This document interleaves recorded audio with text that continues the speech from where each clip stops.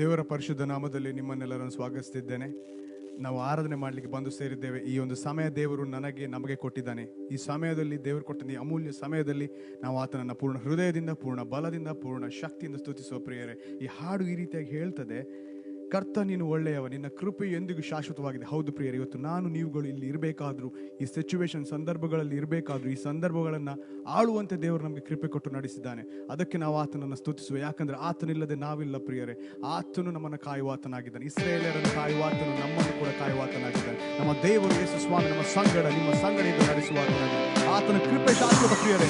ಕೊಂಡಾಡೋಣ, ಚಪ್ಪಾಳೆಯನ್ನು ಹೊಡೆಯುತ್ತಾ ನಲಿಯುತ್ತಾ ಆತನನ್ನು ಸ್ತುತಿಸುವ. ಆತನು ನೋಡುವಾತನಾಗಿದ್ದಾನೆ. ಆತನಿಗೆ ಮಹಿಮೆಯನ್ನು ಸಾಧಿಸಿ ಆರಾಧನೆ ಸ್ವಾಮಿ. ಸನ್ನಿಧಾನಕ್ಕೆ ಬಂದಿದ್ದೇವೆ ಕರ್ತನೆ. ನಾವು ಕೈಗಳನ್ನು ಎತ್ತಿಕೊಂಡು ನಿಮ್ಮನ್ನು ಆರಾಧಿಸ್ತೇವೆ. ಯೇಸುವೇ, ನಿನ್ ಕೃಪೆ ಎಂದಿಗೂ ಶಾಶ್ವತ. ಕರ್ತಾನಿ ಒಳ್ಳೆಯವ, ಕರ್ತಾನಿ ಒಳ್ಳೆಯವ, ನಿನ್ ಕೃಪೆ ಎಂದಿಗೂ ಶಾಶ್ವತ. ಕರ್ತನಿ ಒಳ್ಳೆಯವ, ಕರ್ತಾನಿ ಒಳ್ಳೆಯವ, ನಿನ್ ಕೃಪೆ ಎಂದಿಗೂ ಶಾಶ್ವತ. ಕರ್ತಾನಿ ಒಳ್ಳೆಯವ, ನಿನ್ ಕೃಪೆ ಎಂದಿಗೂ ಶಾಶ್ವತ. ಎಲ್ಲ ದೇಶ ಕುಲ ಭಾಷೆಯವರು ತಲೆ ತಲೆ ಮಾರಿಗೂ ಯೇಸುವೇ ನಿನ್ನನ್ನು ಆರಾಧಿಸುವೆವು. ಹಾಲೆಲೂಯಾ ಹಾಲೆಲೂಯಾ, ನಿನ್ನನ್ನು ಆರಾಧಿಸುವೆವು ಎಂದಿಗೂ. ಯೇಸುವೇ ನಿನ್ನನ್ನು ಆರಾಧಿಸ್ತೇವೆ ಸ್ವಾಮಿ, ನಿನ್ನನ್ನು ಆರಾಧಿಸುವೆವು. ಹಾಲೆಲೂಯಾ ಹಾಲೆಲೂಯಾ, ನಿನ್ನನ್ನು ಆರಾಧಿಸುವೆವು ಎಂದಿಗೂ. ನೀ ಒಳ್ಳೆಯವ ಯೇಸುವೇ. You are good and your mercy endures forever. Oh, your mercy, Lord, you are good and your mercy endures forever. Lord, you are good. Lord, you are good and your mercy endures forever. Holy Lord, you are good and your mercy endures forever. People from every nation and tongue, from generation to generation, we worship you. Hallelujah, hallelujah, we worship you. Oh, who you are, oh, we worship you. We worship you. Hallelujah, hallelujah, we worship you. Oh, who you are good.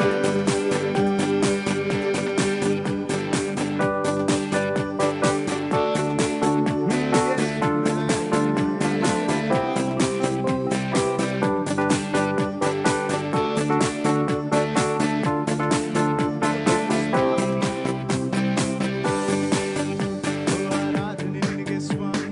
ಹೌದು ಸ್ವಾಮಿ, ನಿನಗೆ ನೀನು ಕೃಪಾಪೂರ್ಣನು ಸ್ವಾಮಿ. ನಿನ್ನ ಕೃಪೆಯಿಂದಲೇ ನಮ್ಮನ್ನು ಕರೆದಿದ್ದಿ, ನಿನ್ನ ಪ್ರೀತಿಯಿಂದಲೇ ನಮ್ಮನ್ನು ಆವರಿಸಿದ್ದಿ ಕರ್ತನೆ.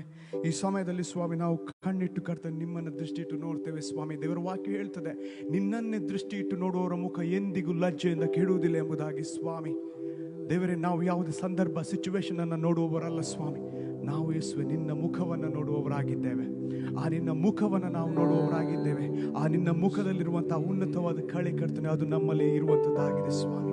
ಯಾಕೆ ನೀನು ನಮ್ಮನ್ನು ನಿನ್ನಂತೆಯೇ ಸ್ವರೂಪಿಸಿದ್ಯಪ್ಪ, ರೂಪಿಸಿದ್ದ ಕರ್ತನೆ, ನಿನಗೆ ಸ್ತೋತ್ರ ಹೇಳ್ತೇವೆ. ಓ ದೇವರೇ, ನಿನ್ನನ್ನು ಆರಾಧಿಸ್ತೇವೆ ಸ್ವಾಮಿ, ನಿನ್ನನ್ನು ಆರಾಧಿಸ್ತೇವೆ ಕರ್ತನೆ. ನೀನು ಯೋಗ್ಯನು ಸ್ವಾಮಿ. ದೇವರ ಆವರಿಸು ನಮ್ಮನ್ನು, ನಮ್ಮ ಆಲೋಚನೆಗಳನ್ನು ತೆಗೆದು ಹಾಕಿ ಸ್ವಾಮಿ. ನಿನ್ನ ಆಲೋಚನೆಗಳಿಂದ ನಮ್ಮನ್ನು ಆವರಿಸು ಸ್ವಾಮಿ. ನಮ್ಮ ಬಲ ಅಲ್ಲ ಸ್ವಾಮಿ, ನಿನ್ನ ಬಲದಿಂದ ನಮ್ಮನ್ನು ಆವರಿಸು ಕರ್ತನೆ. ದೇವರೇ, ವಾಕ್ಯ ಹೇಳ್ತದೆ, ಕೆಲವರು ರಥ ಬಲದಲ್ಲಿ, ಇನ್ನು ಕೆಲವರು ಅಶ್ವ ಬಲದಲ್ಲಿ ಹೆಚ್ಚಳ ಪಡುತ್ತಾರೆಪ್ಪ. ಆದ್ರೆ ನಾವಾದ್ರೂ ಹೆಚ್ಚಳ ಪಡುವುದು ನಮ್ಮ ದೇವರು ಸರ್ವಶಕ್ತನಾದ ಯೇಸು ಸ್ವಾಮಿಯ ಹೆಸರಿನಲ್ಲಿ. ಆ ನಿನ್ನಲ್ಲಿ ನಾವು ಹೆಚ್ಚಳ ಪಡುತ್ತೇವೆ ಸ್ವಾಮಿ. ನೀನು ನಮ್ಮ ದೇವರಾಗಿದ್ದಿ, ನಮ್ಮ ಆಶ್ರಯವು ನಮ್ಮ ಬಲವು ನೀನು ಸ್ವಾಮಿ. ಯೇಸುವೇ, ನಿನಗೆ ನಾವು ಸ್ತೋತ್ರವನ್ನು ಸಲ್ಲಿಸ್ತೇವೆ ಸ್ವಾಮಿ. ನಿನಗೆ ಮಹಿಮೆಯನ್ನು ಸಲ್ಲಿಸ್ತೇವೆ. ನಾವು ಆರಾಧಿಸ್ತೇವೆ ನಿನ್ನ ಪೂರ್ಣ ಹೃದಯದಿಂದ ಸ್ವಾಮಿ. ಪಾಪ ನಮ್ಮ ಹೃದಯದಲ್ಲಿ ವಿರಾಜಮಾನವಾಗು, ನೀನು ನಮ್ಮ ಹೃದಯದಲ್ಲಿ ಬಂದು ನೆಲೆಸು ಸ್ವಾಮಿ. ನಿನಗೆ ಸ್ತೋತ್ರ ಸಲ್ಲಿಸ್ತೇವೆ ಯೇಸುವೇ, ನಿನಗೆ ಸ್ತೋತ್ರ ಸ್ವಾಮಿ. ಯೇಸುವೇ, ನಾರಾಧಿಸುವೆ ಪೂರ್ಣ ಹೃದಯದಿಂದ, ನಾರಾಧಿಸುವೆ ಪೂರ್ಣ ಶಕ್ತಿಯಿಂದ, ನಾರಾಧಿಸುವೆ ಪೂರ್ಣ ಮನಸ್ಸಿನಿಂದ. ಯೇಸುವೇ, ಆ ನಾಮವನ್ನು ಕರೆಯೋಣ ಪ್ರಿಯರೇ. ಆರಾಧಿಸುವೆ ಯೇಸುವೇ, ಆರಾಧಿಸುವೆ ಪೂರ್ಣ ಹೃದಯದಿಂದ, ಆರಾಧಿಸುವೆ ಪೂರ್ಣ ಶಕ್ತಿಯಿಂದ, ಆರಾಧಿಸುವೆ ಪೂರ್ಣ ಮನಸ್ಸಿನಿಂದ. ಯೇಸುವೇ,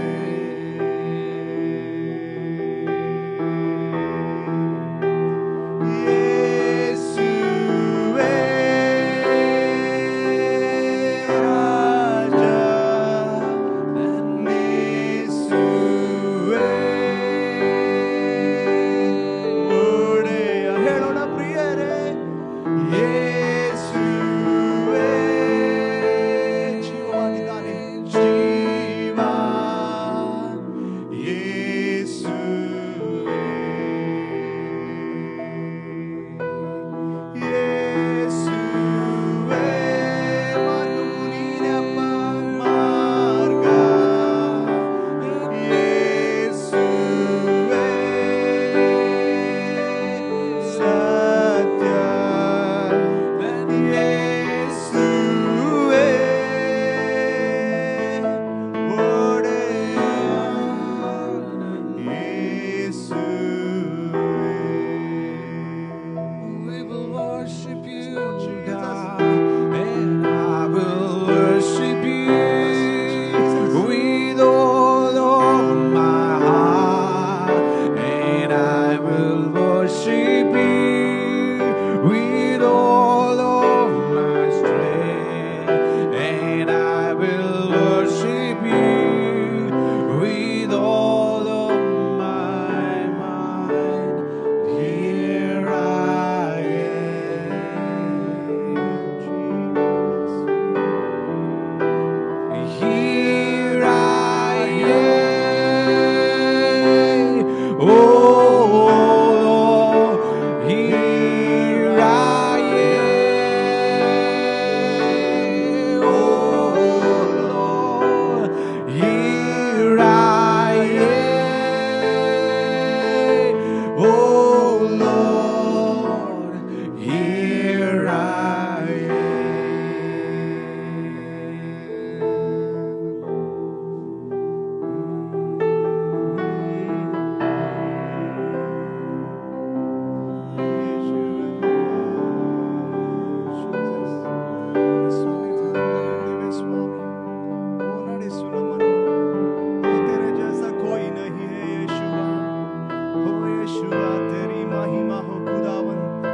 आराधना करते हैं यीशुआ, तू योग्य है, तुम सा कोई नहीं यीशुआ। तेरी महिमा हो यीशुआ, तेरी आदर करते हैं यीशुआ, तेरी स्तुति हो यीशुआ। तुम सा कोई नहीं है, हम तेरे हैं और तू हमारा है यीशुआ। तेरे नाम में है चंगाई, तेरे नाम में है रिहाई यीशुआ। तेरी महिमा हो यीशुआ। तुमसा कोई नहीं, तुमसा कहीं नहीं। अब है पूरा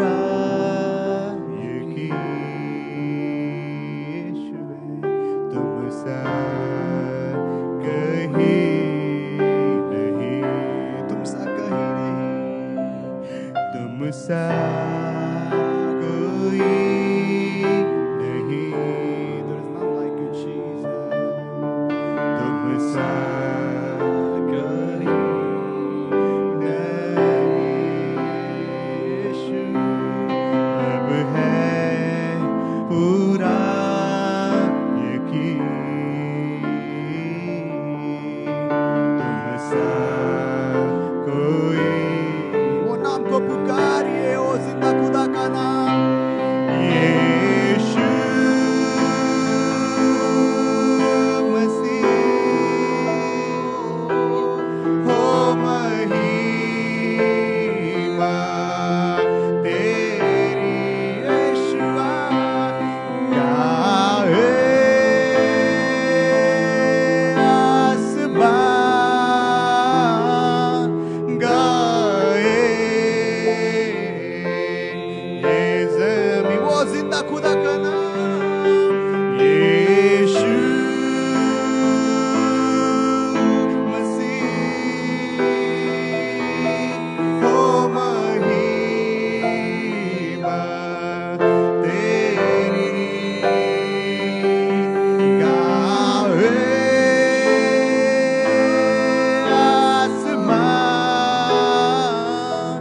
गाए ये ज़मीं, तुम सा कोई नहीं, खुदा उनसे बात कीजिए, तुम सा कहीं नहीं यीशुआ, अब है पूरा यकीन, तुम सा कोई नहीं, हो ನಿನ್ನ ಹಾಗೆ ಯಾರು ಇಲ್ಲ ಸ್ವಾಮಿ, ನಿನ್ನಂತೆ ಯಾರು ಇಲ್ಲ ದೇವನೇ, ನಿಮಗೆ ನಾವು ಸ್ತುತಿಸ್ತೇವೆ ಸ್ವಾಮಿ, ನಮ್ಮ ಬಾಯಿಗಳನ್ನು ತೆರೆದು ನಿಮಗೆ ಆರಾಧಿಸ್ತೇವೆ ಸ್ವಾಮಿ, ನೀನು ಯೋಗ್ಯನು ಸ್ವಾಮಿ, ನೀನು ಇರುವಾತನು ಕರ್ತನೆ, ನೀನು ನಮ್ಮೊಳಗಿದ್ದಿ, ನಮ್ಮ ಮನೆಗಳಲ್ಲಿದ್ದಿ, ನಮ್ಮ ಕೆಲಸ ಕಾರ್ಯಗಳನ್ನು ನಡೆಸುವಾತನು ನೀನು ಸ್ವಾಮಿ, ನೀನು ಪರಾಕ್ರಮಶಾಲಿಯಾದ ದೇವರು ಸ್ವಾಮಿ, ಇವತ್ತು ನಾವು ಜೀವದಿಂದ ಉಳಿದಿರುವುದಾದ್ರೂ ಸ್ವಾಮಿ ಅದು ನಿನ್ನ ಕೃಪೆ ಕರ್ತನೆ, ನಿನ್ನ ಹಾಗೆ ಯಾರು ಇಲ್ಲ ಸ್ವಾಮಿ, ನಿನ್ನ ಪರಿಶುದ್ಧ ರಕ್ತದಿಂದ ಸ್ವಾಮಿ ನಮ್ಮನ್ನು ಕವರ್ ಮಾಡಿ ನಮ್ಮನ್ನು ಮುಚ್ಚಿಕೊಂಡು ನೀವು ನಮ್ಮನ್ನು ಕಾಯ್ತಿದ್ದಿ ಕರ್ತನೆ, ಕೀರ್ತನೆಗಾರನು ಹೇಳಿದಂತೆ ನೀನು ಹೋಗುವಾಗಲೂ ಬರುವಾಗಲೂ ನಿನ್ನ ಸಂಗಡ ನಾನಿದ್ದು ನನ್ನ ನಡೆಸ್ತೇನೆ ಎಂಬುದಾಗಿ ಕರ್ತನೆ, ನಮ್ಮ ಸಂಗಡ ಇದ್ದು ನಮ್ಮನ್ನು ನಡೆಸುವಾತ ನೀನು ಸ್ವಾಮಿ, ರಬ ಖಾಂದೇರಿ ಬಾ ಶಾಂದೇರಿ, ನಿನಗೆ ಸ್ತೋತ್ರ ಸಲ್ಲಿಸ್ತೇವೆ, ನೀನು ಸತ್ಯವು ನಿತ್ಯವೂ ಇರುವಂತ ದೇವರು ಸ್ವಾಮಿ, ನಿಮಗೆ ನಾವು ಆರಾಧಿಸ್ತೇವೆ ಸ್ವಾಮಿ ದೇವನೇ, ನಮ್ಮ ಕೈಗಳನ್ನು ಎತ್ತಿಕೊಂಡು ನಿಮಗೆ ನಾವು ಆರಾಧಿಸ್ತೇವೆ, ನಮ್ಮ ನುಡಿಗಳಲ್ಲಿ ನಿಮ್ಮನ್ನು ಸ್ತುತಿಸ್ತೇವೆ ಸ್ವಾಮಿ, ನಮ್ಮ ಹೃದಯದಿಂದ ನಿಮ್ಮನ್ನು ಆರಾಧಿಸ್ತೇವೆ ಯೇಸುವೆ, ನಮ್ಮ ಪ್ರಸನ್ನತೆ ನಿನ್ನ ಪ್ರಸನ್ನತೆಯನ್ನು ಆವರಿಸಿದಕ್ಕಾಗಿ ಸ್ತೋತ್ರ,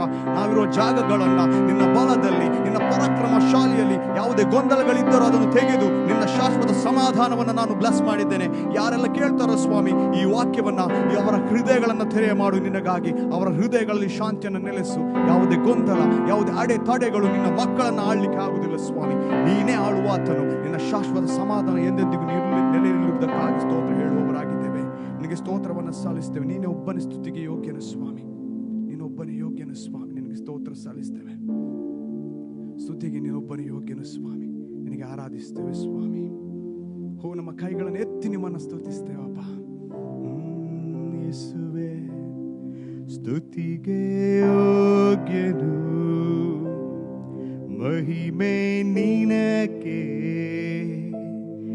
ನನ್ನ ಕರಗಳನ್ನೆತ್ತಿ ಇಂದು ಎಂದೆಂದು ಆರಾಧಿಪೆ, ಸ್ತುತಿಗೆ ಯೋಗ್ಯನು ಯೇಸುವೆ, ಮಹಿಮೆ ನಿನಗೆ, ನನ್ನ ಕರಗಳನ್ನೆತ್ತಿ ಇಂದು ನಿನ್ನನ್ನೇ ಆರಾಧಿಪೆ, ನೀವುನ್ನತ ಅದ್ಭುತವ ಮಾಡುವೆ, ನಿನ್ನ ಹಾಗೆ ಯಾರು ಇಲ್ಲ,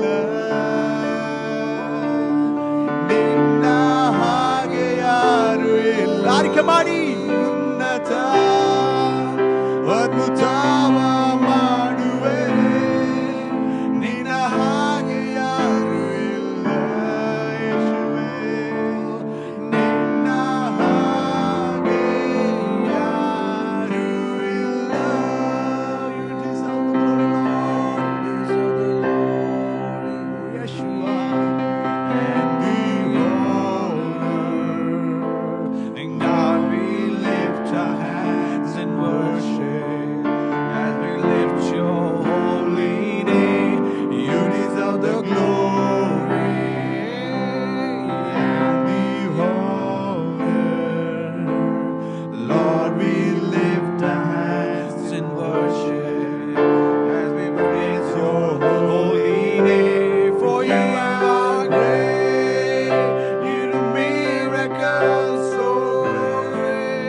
There is no one else like you.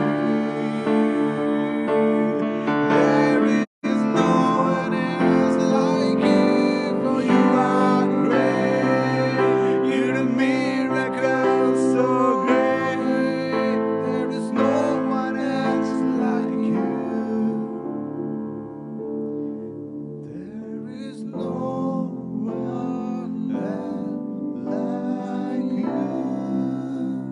ಹೌದು ಸ್ವಾಮಿ, ನೀವು ಉನ್ನತ ಅದ್ಭುತವ ಮಾಡುವೆ,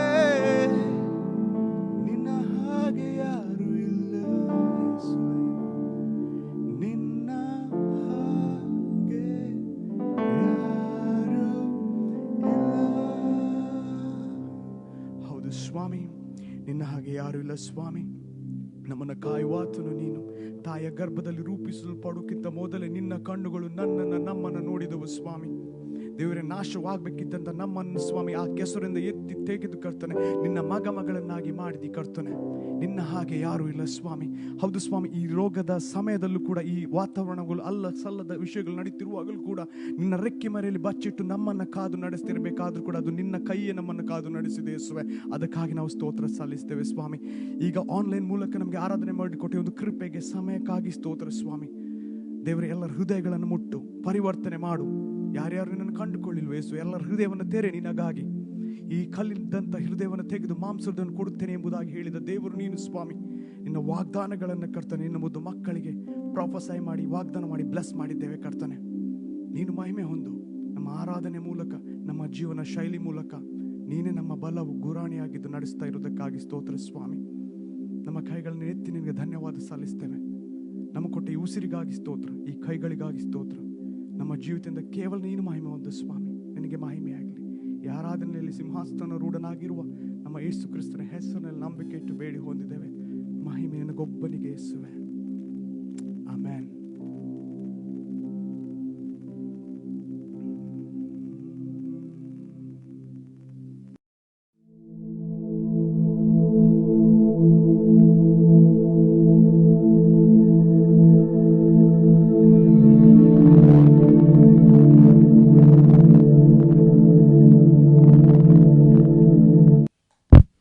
Good morning, church. ಶುಭ ಮುಂಜಾನೆ ಸಭೆಯೇ. Welcome you all for this online service. ನಾನು ಎಲ್ಲ ಆನ್ಲೈನ್ ಸರ್ವಿಸ್ಗೆ ನಿಮ್ಮನ್ನು ಸ್ವಾಗತಿಸುತ್ತೇನೆ. Sorry, we had a few technical problems this morning due to the internet. Internet ಇಂದ ಸ್ವಲ್ಪ ನಮಗೆ ಪ್ರಾಬ್ಲಮ್ ಉಂಟಾಯಿತು. ಸೊ ಅದಕ್ಕಾಗಿ ನಾವು ಕ್ಷಮೆಯನ್ನು ಬೇಡೋರಾಗಿದ್ದೇವೆ. Let's get into the word of the Lord. ಈ ಬೆಳಗಿನ ಸಮಯದಲ್ಲಿ ನಾವು ದೇವರ ವಾಕ್ಯವನ್ನು ನೋಡೋಣ. So God was just speaking to me about a place ದೇವರು ನನ್ನೊಂದಿಗೆ ಮಾತನಾಡುತ್ತಿದ್ದುದು ಒಂದು ಜಾಗದ ಕುರಿತು, where it is not for a common man. ಅದೊಂದು ಸಾಧಾರಣವಾಗಿರುವಂತ ಜನರಿಗಲ್ಲ, ಮನುಷ್ಯನಿಗಲ್ಲ. It is for a tough people. ಅಲ್ಲಿ ಹೋರಾಡುವಂತ ಗಟ್ಟಿಯಾಗಿರುವಂತ ಜನರಿಗಾಗಿ. So I'm talking about a place called wilderness. ನಾನು ಈ ದಿನದಲ್ಲಿ ನಿಮ್ಮೊಂದಿಗೆ ಮಾತನಾಡುವಂತ ಜಾಗವು ಅರಣ್ಯವಾಗಿದೆ. So wilderness is not a place, it's not a place for a common man to be in. ಅಲ್ಲಿ ಅರಣ್ಯದಲ್ಲಿ ಒಂದು ಸಾಧಾರಣವಾದ ವ್ಯಕ್ತಿ ಅಲ್ಲಿ ಇರುವುದಕ್ಕೆ ಅದು ಸುಲಭವಲ್ಲ. Only the chosen people can be in the promised land. ಯಾರೆಲ್ಲ ದೇವರಿಂದ ಆಯ್ಕೆಪಟ್ಟಿದ್ದಾರೋ ಆ ಒಂದು ಜನರು ಮಾತ್ರ ಅಲ್ಲಿ ಇರಲು ಸಾಧ್ಯ. Sorry, not in the promised land, in the wilderness. ಅಲ್ಲಿ ಒಂದು ಅರಣ್ಯದಲ್ಲಿ. So it is not for as I said, it's not a place where everyone can be in and everyone can survive in the midst of the wilderness. ನಾವು ನೋಡುವುದಾದರೆ ಆ ಅರಣ್ಯದಲ್ಲಿ ಎಲ್ಲ ಜನರು ಸಾಧಾರಣವಾಗಿ ಜೀವಿಸಲು ಅಲ್ಲಿ ಅವರ ಜೀವನವನ್ನು ನಡೆಸಲು ಸುಲಭವಾಗಿರುವುದಿಲ್ಲ. Only the people who have the destination minded can be in the wilderness and pass through it and go to the place where they want to go. ಅಲ್ಲಿ ಯಾರೆಲ್ಲ ಒಂದು ಗುರಿಯನ್ನು ತಲುಪಬೇಕು ಎಂದು ನೆನೆಸುತ್ತಾರೋ ಆ ಜನರು ಮಾತ್ರ ಆ ಒಂದು ಅರಣ್ಯದಲ್ಲಿ ಹಾದಿ ಹೋಗಲು ಸುಲಭವಾಗುತ್ತದೆ. ಅವರು ಅದೊಂದು ಗುರಿಯಿಂದ ಹೋಗುವವರಾಗಿರುತ್ತಾರೆ. So it's just like a trekking. You can imagine going for trekking. Some of you all still love trekking. ಎಷ್ಟೋ ಜನ ನೋಡುವುದಾದ್ರೆ ಟ್ರೆಕ್ಕಿಂಗ್ ಮಾಡಲು ಇಷ್ಟಪಡುತ್ತಾರೆ, ಮರಗಳನ್ನು ಹತ್ತುವುದು, ಅನೇಕ ದಾರಿಯಲ್ಲಿ ಹೋಗುವಂತದನ್ನು ಇಷ್ಟಪಡುವವರಾಗಿರುತ್ತಾರೆ. So if you see National Geography or if you see any of the reality shows, ನಾವು ಯಾವುದೇ national geography channel ಅಥವಾ ಯಾರದ ಒಂದು ರಿಯಾಲಿಟಿ ಶೋಗಳನ್ನು ನೋಡುವುದಾದರೆ, so you see people trekking, especially on Himalayas or any of the big mountains. ಅಲ್ಲಿ ನಾವು ನೋಡುವುದಾದರೆ ಜನರು ಹಿಮಾಲಯ ಅಥವಾ ಯಾವುದಾದ್ರು ದೊಡ್ಡದಾಗಿರುವ ಬೆಟ್ಟಗಳನ್ನು ಹತ್ತುವುದನ್ನು ನಾವು ನೋಡುವವರಾಗಿರುತ್ತೇವೆ. So wilderness, I can say, as Amazon. People like to go into the forest in Amazon. Amazon forest ಅಲ್ಲಿ ಹೋಗಲು ಸ್ವಲ್ಪ ಜನ ಇಷ್ಟವುಳ್ಳವರಾಗಿರುತ್ತಾರೆ. But if that person doesn't have a mind where he is full of a destination where he want to reach, there are chances that he can quit in the middle, or there are chances that he doesn't want to get inside the place, doesn't want to trek or doesn't want to get into wilderness. ಯಾರೆಲ್ಲ ಅಲ್ಲಿ ಗುರಿಯನ್ನು ಇಲ್ಲದೆ ಹೋಗುತ್ತಾರೋ ಅವರಿಂದ ಆ ಒಂದು ಗುರಿ ಮುಟ್ಟಲು ಸಾಧ್ಯವಾಗುವುದಿಲ್ಲ, ಅವರು ಮಧ್ಯದಲ್ಲಿ ನಿಲ್ಲಿಸುವವರಾಗಿರುತ್ತಾರೆ. So as we see, there is a place called wilderness in both the New Testament as well as in the Old Testament, which ಸತ್ಯವೇದದಲ್ಲಿ ನೋಡುವುದಾದರೆ ಹಳೆ ಒಡಂಬಡಿಕೆ ಮತ್ತು ಹೊಸ ಒಡಂಬಡಿಕೆಯಲ್ಲಿ ಈ ಅರಣ್ಯದ ಕುರಿತು ನಾವು ನೋಡುವವರಾಗಿರುತ್ತೇವೆ. So wilderness, as we listen the word wilderness, the one thing that comes into mind is the journey of Israelites. ನಾವು ಅರಣ್ಯ ಅಂತ ಹೇಳುವಂತ ಸಮಯದಲ್ಲಿ ನಮಗೆ ಮನಸ್ಸಿಗೆ ಬರುವುದು ಇಸ್ರಾಯೇಲ್ ಜನರು ಹಾದಿ ಹೋದಂತ ಜಾಗವಾಗಿರುತ್ತದೆ. The beautiful picture where God brings them out of Egypt. ನಾವು ಒಂದು ಸುಂದರವಾದಂತ ಒಂದು ನೋಡುವುದಾದರೆ ದೇವರು ಐಗುಪ್ತದಿಂದ ಜನರನ್ನು ಹೊರಗೆ ತರುತ್ತಾನೆ. Tells them to get into the wilderness. ಅವರನ್ನು ಈ ಅರಣ್ಯದಲ್ಲಿ ಹಾದು ಹೋಗಲು ದೇವರು ಬಿಡುತ್ತಾರೆ. Remember not to forsake them. ಅವರನ್ನು ಕೈ ಬಿಡುವುದಕ್ಕಾಗಿ ಅಲ್ಲ, but to be with them and to know, for them to know that he is the God that that they want to serve. ಅಲ್ಲಿ ಅವರಿಗೆ ತೋರ್ಪಡಿಸಿ ಅವರು ಸೇವೆ ಮಾಡುವಂತ ದೇವರು ಕರ್ತನಾಗಿದ್ದಾನೆ ಎಂದು ತೋರಿಸುವುದಕ್ಕಾಗಿ ಅದರಲ್ಲಿ ಆದೋಗಿಸುತ್ತಾನೆ. So we can see a beautiful picture of Moses having an interaction with God in the midst of the wilderness. ಆ ಒಂದು ಅರಣ್ಯದಲ್ಲಿ ಮೋಶೆಯನ್ನು ನಾವು ನೋಡುವರಾಗಿರುತ್ತೇನೆ. ಆ ಒಂದು ಮನುಷ್ಯನು ದೇವರೊಂದಿಗೆ ಸಂಪರ್ಕದಲ್ಲಿ ಇರುವುದು, ಮಾತನಾಡುವುದನ್ನು ನಾವು ನೋಡುವರಾಗಿದ್ದೇವೆ. So but we can always give a concession to Moses because he had the wilderness experience before. ನಾವು ನೋಡುವುದಾದರೆ ನಮ್ಮ ಮೋಶೆಗೆ ಈಗಾಗಲೇ ಒಂದು ಅರಣ್ಯದಲ್ಲಿ ಇದ್ದಂತ ಒಂದು ಅಭ್ಯಾಸವಿದ್ದಿತು.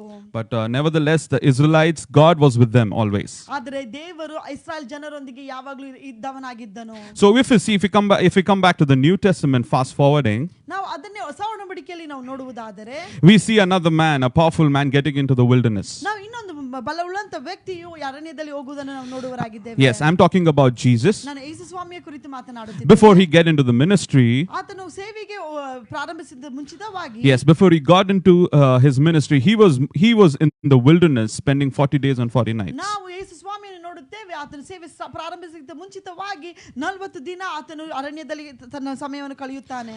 Yes, see, there is something that we have to see where we get into the wilderness, or I give an example of trekking.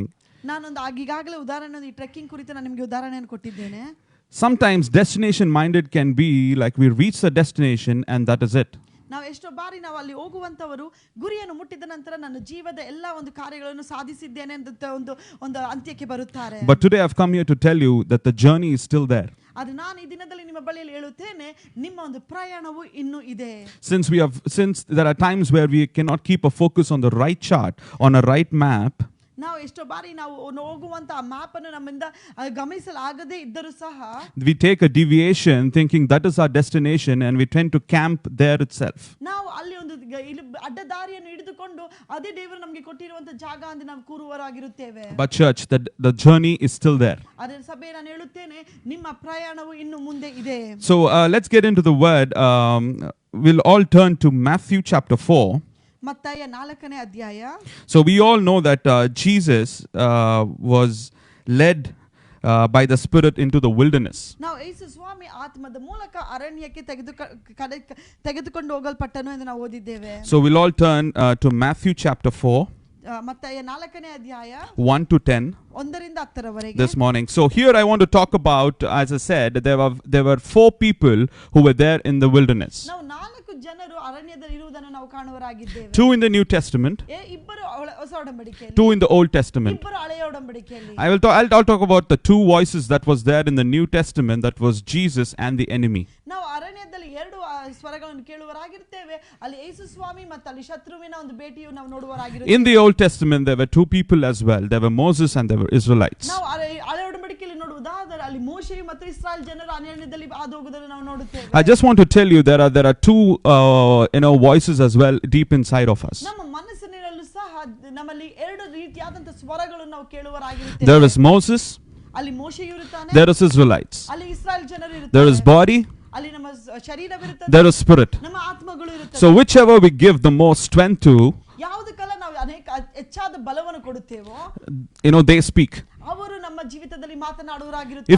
If you turn to Moses, ನೀವು ಮೋಶೆ ಬಳಿ ತಿರುಗುವುದಾದರೆ, ನೋಡುವುದಾದರೆ Moses speaks. ಮೋಶೆಯು ಮಾತನಾಡುವಂತನಾಗಿ If you give strength to Israelites, ನೀವು ಇಸ್ರಾಯೇಲ್ ಜನರಿಗೆ ನೀವು ಬಲವನ್ನು ಕೊಡುವುದು then Israelite speaks. ಇಸ್ರಾಯೇಲ್ ಜನರಂತ ರೀತಿ ನಾವು So ಮಾತುಗಳು ಬರುತ್ತದೆ. every reaction which is there in us depends on these two voices. ನಾವು ನಮ್ಮ ಜೀವಿತದಲ್ಲಿ ಬರುವಂತ ಪ್ರತಿಯೊಂದು ಪ್ರತಿಕ್ರಿಯೆಗಳಿಗೆ ಈ ಎರಡು ಸ್ವರಗಳಿಂದ ನಾವು ಉತ್ತರ ಕೊಡುವರಾಗಿರುತ್ತೇವೆ. So I will be let us look into the temptations, into the challenges that the enemy threw at Jesus and how Jesus tackled it, and the same challenges were thrown to the people of Israelites and how they tackled it. ನಾವು ಈ ದಿನದಲ್ಲಿ ನೋಡುವರಾಗಿದ್ದೇವೆ, ಹೊಸ ಒಡಂಬಡಿಕೆಯಲ್ಲಿ ಶತ್ರುವು ಬಂದು ಯೇಸು ಸ್ವಾಮಿಯ ಬಳಿಯಲ್ಲಿ ಕೊಟ್ಟಂತ ಮೂರು ರೀತಿಯಾದಂತ ಶೋಧನೆಗಳು ಯಾವ ರೀತಿಯಲ್ಲಿತ್ತು, ಅದು ಯೇಸು ಸ್ವಾಮಿ ಯಾವ ರೀತಿ ಪ್ರತಿಕ್ರಿಯೆ ಕೊಟ್ಟನು, ಅದೇ ರೀತಿಯಲ್ಲಿ ಹಳೆಯ ಒಡಂಬಡಿಕೆಯಲ್ಲಿ ಇಸ್ರಾಯೇಲ್ ಬಂದಂತ ಶೋಧನೆಗೆ ಅವರು ಯಾವ ರೀತಿಯಲ್ಲಿ ಪ್ರತಿಕ್ರಿಯೆಯನ್ನು ಕೊಟ್ಟರೆಂದು ನೋಡುವಾಗಿದ್ದೇವೆ. So this morning, if you are in a place where it is very comfortable for you, if you are in a place of joy, or if you are in a place of weeping, or if you are in a place in the midst of any wilderness, trust me, there are two voices, and how you can tackle it, we'll see through the word of God. ನಾವು ಸಂತೋಷದಲ್ಲಿ ಇರುವುದಾದರೂ ನಾವು ಸಮಾಧಾನದಲ್ಲಿ ಇರಬಹುದು, ಅಥವಾ ನಾವು ಅಳುತ್ತಾ ನಾವು ಕೂಗಾಡುತ್ತಾ ನಮ್ಮಿಂದ ಏನು ಮಾಡಲು ಸಾಧ್ಯ ಇಲ್ಲದಂತ ಪರಿಸ್ಥಿತಿಯಲ್ಲಿ ಇರಬಹುದು. ಆದರೆ ನಮ್ಮ ಬಳಿಯಲ್ಲಿ ಎರಡು ರೀತಿಯಾದ ಸ್ವರಗಳು ನಾವು ಕೇಳುವರಾಗಿದ್ದೇವೆ. ಆ ಸ್ವರಗಳಿಗೆ ಯಾವ ರೀತಿಯಲ್ಲಿ ನಾವು ಉತ್ತರ ಕೊಡಬೇಕೆಂದು ದೇವರ ವಾಕ್ಯದಿಂದ ನಾವು ನೋಡೋಣ. So just remember this, the wilderness is not for the common people, but the wilderness is for the chosen people. ಅದನ್ನ ನಾನು ಹೇಳುತ್ತೇನೆ, ಅರಣ್ಯ ಪ್ರದೇಶದಲ್ಲಿ ಹಾದು ಹೋಗುವುದು ಸಾಧಾರಣವಾಗಿರುವಂತ ಜನರಿಗಲ್ಲ, ದೇವರಿಂದ ಆರಿಸಲ್ಪಟ್ಟಂತ ಜನರಿಗೆ ಮಾತ್ರ. So I'll read from Matthew chapter 4, and it says, Satan tempts Jesus. Then Jesus was led up by the Spirit into the wilderness to be tempted by the devil.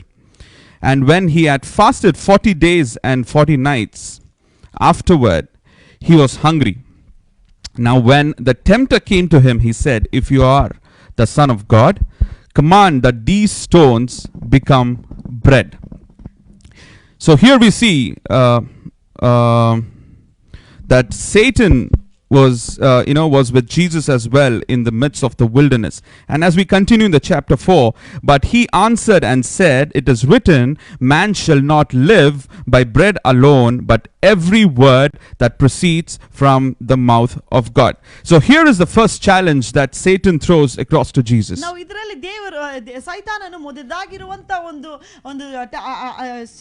Temptation ಅನ್ನು ನಾವು ಕೊಡುವುದನ್ನು ನಾವು ನೋಡುವರಾಗಿದ್ದೇವೆ. So here he knew that Jesus was hungry, ಆತನಿಗೆ ಚೆನ್ನಾಗಿ ಅರಿತಿತ್ತು ಯೇಸು ಸ್ವಾಮಿ ಹಸಿವಿನಲ್ಲಿದ್ದನು ಎಂದು. because he had fasted for 40 days and 40 nights, ಯಾಕಂದ್ರೆ ಆತ 40 ದಿನ 40 ರಾತ್ರಿ ಆತ ಉಪವಾಸದಲ್ಲಿದ್ದನು, thinking that he knew very well that he had to eat something to live. ಆತನಿಗೆ ಚೆನ್ನಾಗಿ ಅರಿತಿತ್ತು ಇವರು ಏನಾದರೂ ತಿಂದರೂ ಮಾತ್ರನೇ ಇನ್ನು ಜೀವಿಸಲು ಸಾಧ್ಯವಾಗುತ್ತದೆ. So he threw a challenge of life to Jesus. ಅಲ್ಲಿ ಒಂದು ಜೀವಿತದ ಕುರಿತಾದಂತ ಒಂದು ಶೋಧನೆಗೆ ಆತನು ಒಳಗಾಗಿಸುತ್ತಾನೆ. He said, if you want to live God, if you're a son of God, just convert these stones and turn them into bread so that you may eat and you may live. ಆತನು ಹೇಳುತ್ತಾನೆ, ನೀನು ದೇವಕುಮಾರನಾಗಿರುವುದಾದರೆ ಈ ಒಂದು ಕಲ್ಲುಗಳಿಗೆ ಅದು ರೊಟ್ಟಿಯಾಗಿ ಮಾರ್ಪಡಲು ಹೇಳು, ಅದರ ಮುಖಾಂತರ ನೀನು ಅದನ್ನು ತಿಂದು ಜೀವಿಸಬಹುದೆಂದು. But God very beautifully gives us a picture of how we can live. ದೇವರು ಇಲ್ಲಿ ಸುಂದರವಾಗಿ ನಾವು ಯಾವ ರೀತಿಯಲ್ಲಿ ನಾವು ಜೀವಿಸಬೇಕೆಂದು ಆತನು ತೋರಿಸುತ್ತಾನೆ. So he says, to live, it's not that only what goes into body from your mouth. ನಾವು ಜೀವಿಸುವುದಕ್ಕೆ ನಾವು ತಿನ್ನುವುದರ ಮುಖಾಂತರ ಅಥವಾ ನಮ್ಮ ಬಾಯಿನಲ್ಲಿ ಯಾವುದು ಹೋಗುತ್ತೆ ಅದು ಮಾತ್ರವಲ್ಲ. But hey Satan, there's something else, where a man can live, that what comes out of a mouth. ಆತನು ಸೈತಾನನ ಬಳಿಯಲ್ಲಿ ಹೇಳುತ್ತಾನೆ, ಅದು ಕೇವಲ ಅದು ಮಾತ್ರವಲ್ಲದೆ ಬಾಯಿಂದ ಬರುವಂತ ಮಾತಿನ ಮುಖಾಂತರ ಸಹ ಮನುಷ್ಯರು ಜೀವಿಸಬಹುದು. But which mouth is that? ಅದರಲ್ಲಿ ಬರುವಂತ ಮಾತುಗಳು ಅದು ಯಾವ ರೀತಿಯಾದಂತ ಮಾತುಗಳಾಗಿವೆ? God did not say every word that comes from the mouth of a man. ಅಲ್ಲಿ ಮನುಷ್ಯನಿಂದ ಬರುವಂತ ಎಲ್ಲಾ ಮಾತುಗಳು ಅಂತ ಹೇಳಲಿಲ್ಲ. Mouth of a prophet, ಅಲ್ಲಿ ಪ್ರವಾದಿಯಿಂದ ಬರುವಂತ ಮಾತುಗಳು, mouth of an evangelist, ಅಲ್ಲಿ ಸುವಾರ್ತಿಕರ ಮಾತುಗಳು ಅಂತ ಹೇಳಲಿಲ್ಲ. mouth of any of the leaders. ಅಲ್ಲಿ ಬರುವಂತ ಯಾವುದೇ ಯಾಜಕರಾಗಿರುವಂತ ಮಾತುಗಳಲ್ಲ. But he said every word that proceeds from the mouth of God. ಆತನು ಹೇಳುತ್ತಾನೆ, ಪ್ರತಿಯೊಂದು ವಾಕ್ಯವು ದೇವರ ಬಾಯಿಂದ ಹೊರಪಡುವಂತದ್ದಾಗಿರಬೇಕು. But there's one thing that we have to notice here. ನಾವು ಇದರಲ್ಲಿ ಒಂದು ಕುರಿತು ನಾವು ಆಲೋಚನೆ ಉಳ್ಳವರಾಗಿರಬೇಕು. Where God doesn't throw out the equation saying whatever you eat has to compile again what comes out of your mouth. ನೀವು ತಿನ್ನುವುದರ ಮುಖಾಂತರವಾಗಿ ಮಾತ್ರವೇ ನಿಮ್ಮ ಹೊರಗಿಂದ ಬರುವುದನ್ನು ಅದನ್ನು ನಾನು ಸಮವಾಗಿ ನೋಡುವುದಿಲ್ಲ. So whatever you eat, we have to always be mindful of people where what we eat and what we speak. ನಾವು ಯಾವುದನ್ನು ತಿನ್ನುತ್ತೇವೆ, ನಾವು ಯಾವುದನ್ನು ಮಾತನಾಡುತ್ತೇವೆ, ಇದೆರಡು ಕುರಿತು ನಾವು ಆಲೋಚನೆ ಉಳ್ಳವರಾಗಿರಬೇಕು. There was this answer which God was speaking right from the word. ಅದು ನಾವು ಇಲ್ಲಿ ದೇವರು ಕೊಡುವಂತ ಉತ್ತರವು ಆತನು ದೇವರ ವಾಕ್ಯಕ್ಕೆ ಮುಖಾಂತರವಾಗಿ ಮಾತನಾಡುತ್ತಾನೆ. So that's the reason he said it is written. ಅದಕ್ಕೆ ಆತನು ಹೇಳುತ್ತಾನೆ ಈಗಾಗಲೇ ಅದು ಬರೆದಿದೆ. So God was the word, ದೇವರು ವಾಕ್ಯವಾಗಿದ್ದನು, and he spoke out of the word. ಆತನ ವಾಕ್ಯದ ಮುಖಾಂತರ ಮಾತನಾಡಿದನು. This is the first reaction that Jesus gave, where he spoke the language of heaven right from the word. ಆತನು ದೇವರು ಪರಲೋಕದ ಒಂದು ಭಾಷೆಯನ್ನು ದೇವರ ವಾಕ್ಯದ ಮುಖಾಂತರವಾಗಿ ಮಾತನಾಡಿದನು. So let's go back to Numbers 11. ನಾವು ಹಳೆ ಒಡಂಬಡಿಕೆಯಲ್ಲಿ ನಂಬರ್ಸ್ 11 ನಾವು ನೋಡೋಣ. So if you see in the Numbers 11, there was the same challenge that was thrown across to people of Israelites, ಇದೇ ರೀತಿಯಾದಂತ ಒಂದು ಶೋಧನೆ ಇಸ್ರಾಯೇಲ್ ಜನರಿಗೆ ಒಳಗಾದರು, where there was a challenge of life in front of them, ಅವರ ಮುಂದೆ ಒಂದು ಜೀವನದ ಕುರಿತಾದಂತ ಒಂದು ಶೋಧನೆ ಬಂದಿತ್ತು. but they forgot that the life comes from every word that proceeds from the mouth of God. ಆದರೆ ಅವರು ಮರೆತು ಹೋದರು ಅಲ್ಲಿ ಬರುವಂತ ಪ್ರತಿಯೊಂದು ವಾಕ್ಯವು ದೇವರ ಒಂದು ವಾಕ್ಯದಿಂದ ಬರುವಂತದ್ದಾಗಿದೆ ಎಂದು. But they were concentrating on what goes inside through the mouth and to the body. ಅವರು ಯಾವುದು ನಮ್ಮ ಒಳಗೆ ಹೋಗಿ ಒಟ್ಟಿಗೆ ಹೋಗುತ್ತದೆ ಅದರ ಮುಖಾಂತರ ಜೀವಿಸುತ್ತೇವೆ ಅಂತ ಅವರು ನೆನೆಸಿಕೊಂಡರು. See, if you see at the in Numbers 11 chapter 4, I'll start. They said, who will give us meat to eat? They said, we remember the fish which we ate freely in Egypt, the cucumbers, the melons, the leeks, the onions, and the garlic, but now our whole being is dried up. There's nothing at all except this manna before our eyes. So now if you see, it goes on, it gives us a picture where the people were eating the food of heaven. ಅಲ್ಲಿ ನಾವು ನೋಡುವುದಾದರೆ ಅಲ್ಲಿ ಅರಣ್ಯದಲ್ಲಿದ್ದಂತ ಇಸ್ರಾಯೇಲ್ ಜನರು ಪರಲೋಕದ ಮನ್ನವನ್ನು ಸೇವಿಸುವವರಾಗಿದ್ದರು. Even Jesus was 100% man and 100% God on earth. ನಾವು ಯೇಸು ಸ್ವಾಮಿಯನ್ನು ನೋಡುವುದಾದರೆ ಯೇಸು ಸ್ವಾಮಿ ಸಹ ಲೋಕದಲ್ಲಿ 100% ಮನುಷ್ಯನಾಗಿ 100% ದೇವರಾಗಿದ್ದನು. So he was full with spirit, says the word of God. ಆತನು ಹೇಳುತ್ತಾನೆ ಆತನ ಆತ್ಮದ ಮುಖಾಂತರವಾಗಿ ತುಂಬಲ್ಪಟ್ಟಿದ್ದನು. See, there were two reactions that was given by Jesus, and another reaction was given by Israelites. ನಾವು ಇಲ್ಲಿ ಎರಡು ರೀತಿಯಾದಂತ ಪ್ರತಿಕ್ರಿಯೆಯನ್ನು ನೋಡುತ್ತೇವೆ. ಒಂದು ಯೇಸು ಸ್ವಾಮಿ ಕೊಟ್ಟಂತ ಪ್ರತಿಕ್ರಿಯೆ, ಇನ್ನೊಂದು ಇಸ್ರಾಯೇಲ್ ಜನರು ಕೊಟ್ಟಂತ ಪ್ರತಿಕ್ರಿಯೆ. Even though they were eating the food from heaven, ಅವರು ಪರಲೋಕದ ಮನ್ನವನ್ನು ತಿನ್ನುವಂತ ಸಮಯದಲ್ಲೂ ಸಹ, but they were speaking a different language. ಅವರು ಮಾತನಾಡಿದಂತ ಮಾತುಗಳು ಅದು ಬೇರೆ ರೀತಿಯಲ್ಲಿ ಇದ್ದಿತು. Today there is so much of word around us. ನಮ್ಮ ಸುತ್ತಲೂ ಎಷ್ಟೋ ರೀತಿಯಾದಂತ ವಾಕ್ಯಗಳು ನಮ್ಮ ಬಳಿಯಲ್ಲಿ ಬರುವಂತದ್ದಾಗಿದೆ. We might eat the word, ನಾವು ಆ ವಾಕ್ಯಗಳನ್ನು ತಿನ್ನುವರಾಗಿರಬಹುದು. we might read the word, ನಾವು ಆ ಒಂದು ವಾಕ್ಯಗಳನ್ನು we ಓದುವರಾಗಿರಬಹುದು. might meditate the word. ನಾವು ಅದರ ಮೇಲೆ ನಾವು ಅಧ್ಯಯನ ಮಾಡುವರಾಗಿರಬಹುದು. But God doesn't disqualify the equation where he says you have to use the word, and what comes out of your mouth and from the that is the very much from the mouth of God is where you live.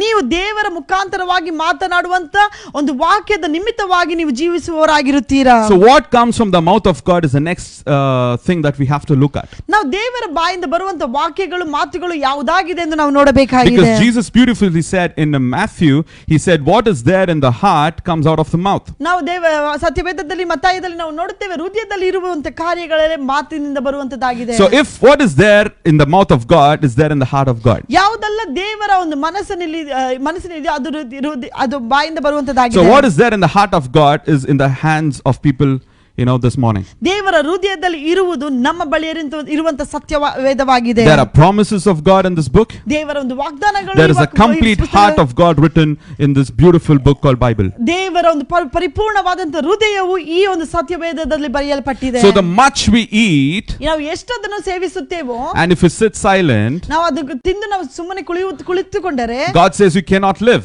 ನೀವು ಅದರ ಮುಖಾಂತರ ಜೀವಿಸಲು ಅಸಾಧ್ಯವಾಗುತ್ತದೆ. But he says if you put out the word that comes from the mouth of God, ನೀವು ದೇವರ ಮುಖಾಂತರವಾಗಿ ಆತನ ಮಾತುಗಳನ್ನು ಮಾತನಾಡುವುದಾದರೆ, that is right from the word, ಅದು ದೇವರ ವಾಕ್ಯಕ್ಕೆ ಅನುಗುಣವಾಗಿ, and there he says you will live. ಆಗ ಹೇಳುತ್ತಾನೆ ನೀವು ಜೀವಿಸುವವರಾಗಿರುತ್ತೀರಾ. So which position are you in right now? ಈ ದಿನದಲ್ಲಿ ಯಾವ ಒಂದು ಸ್ಥಾನದಲ್ಲಿ ನೀವಿದ್ದೀರಾ? There are a lot of word which is available at the moment for us.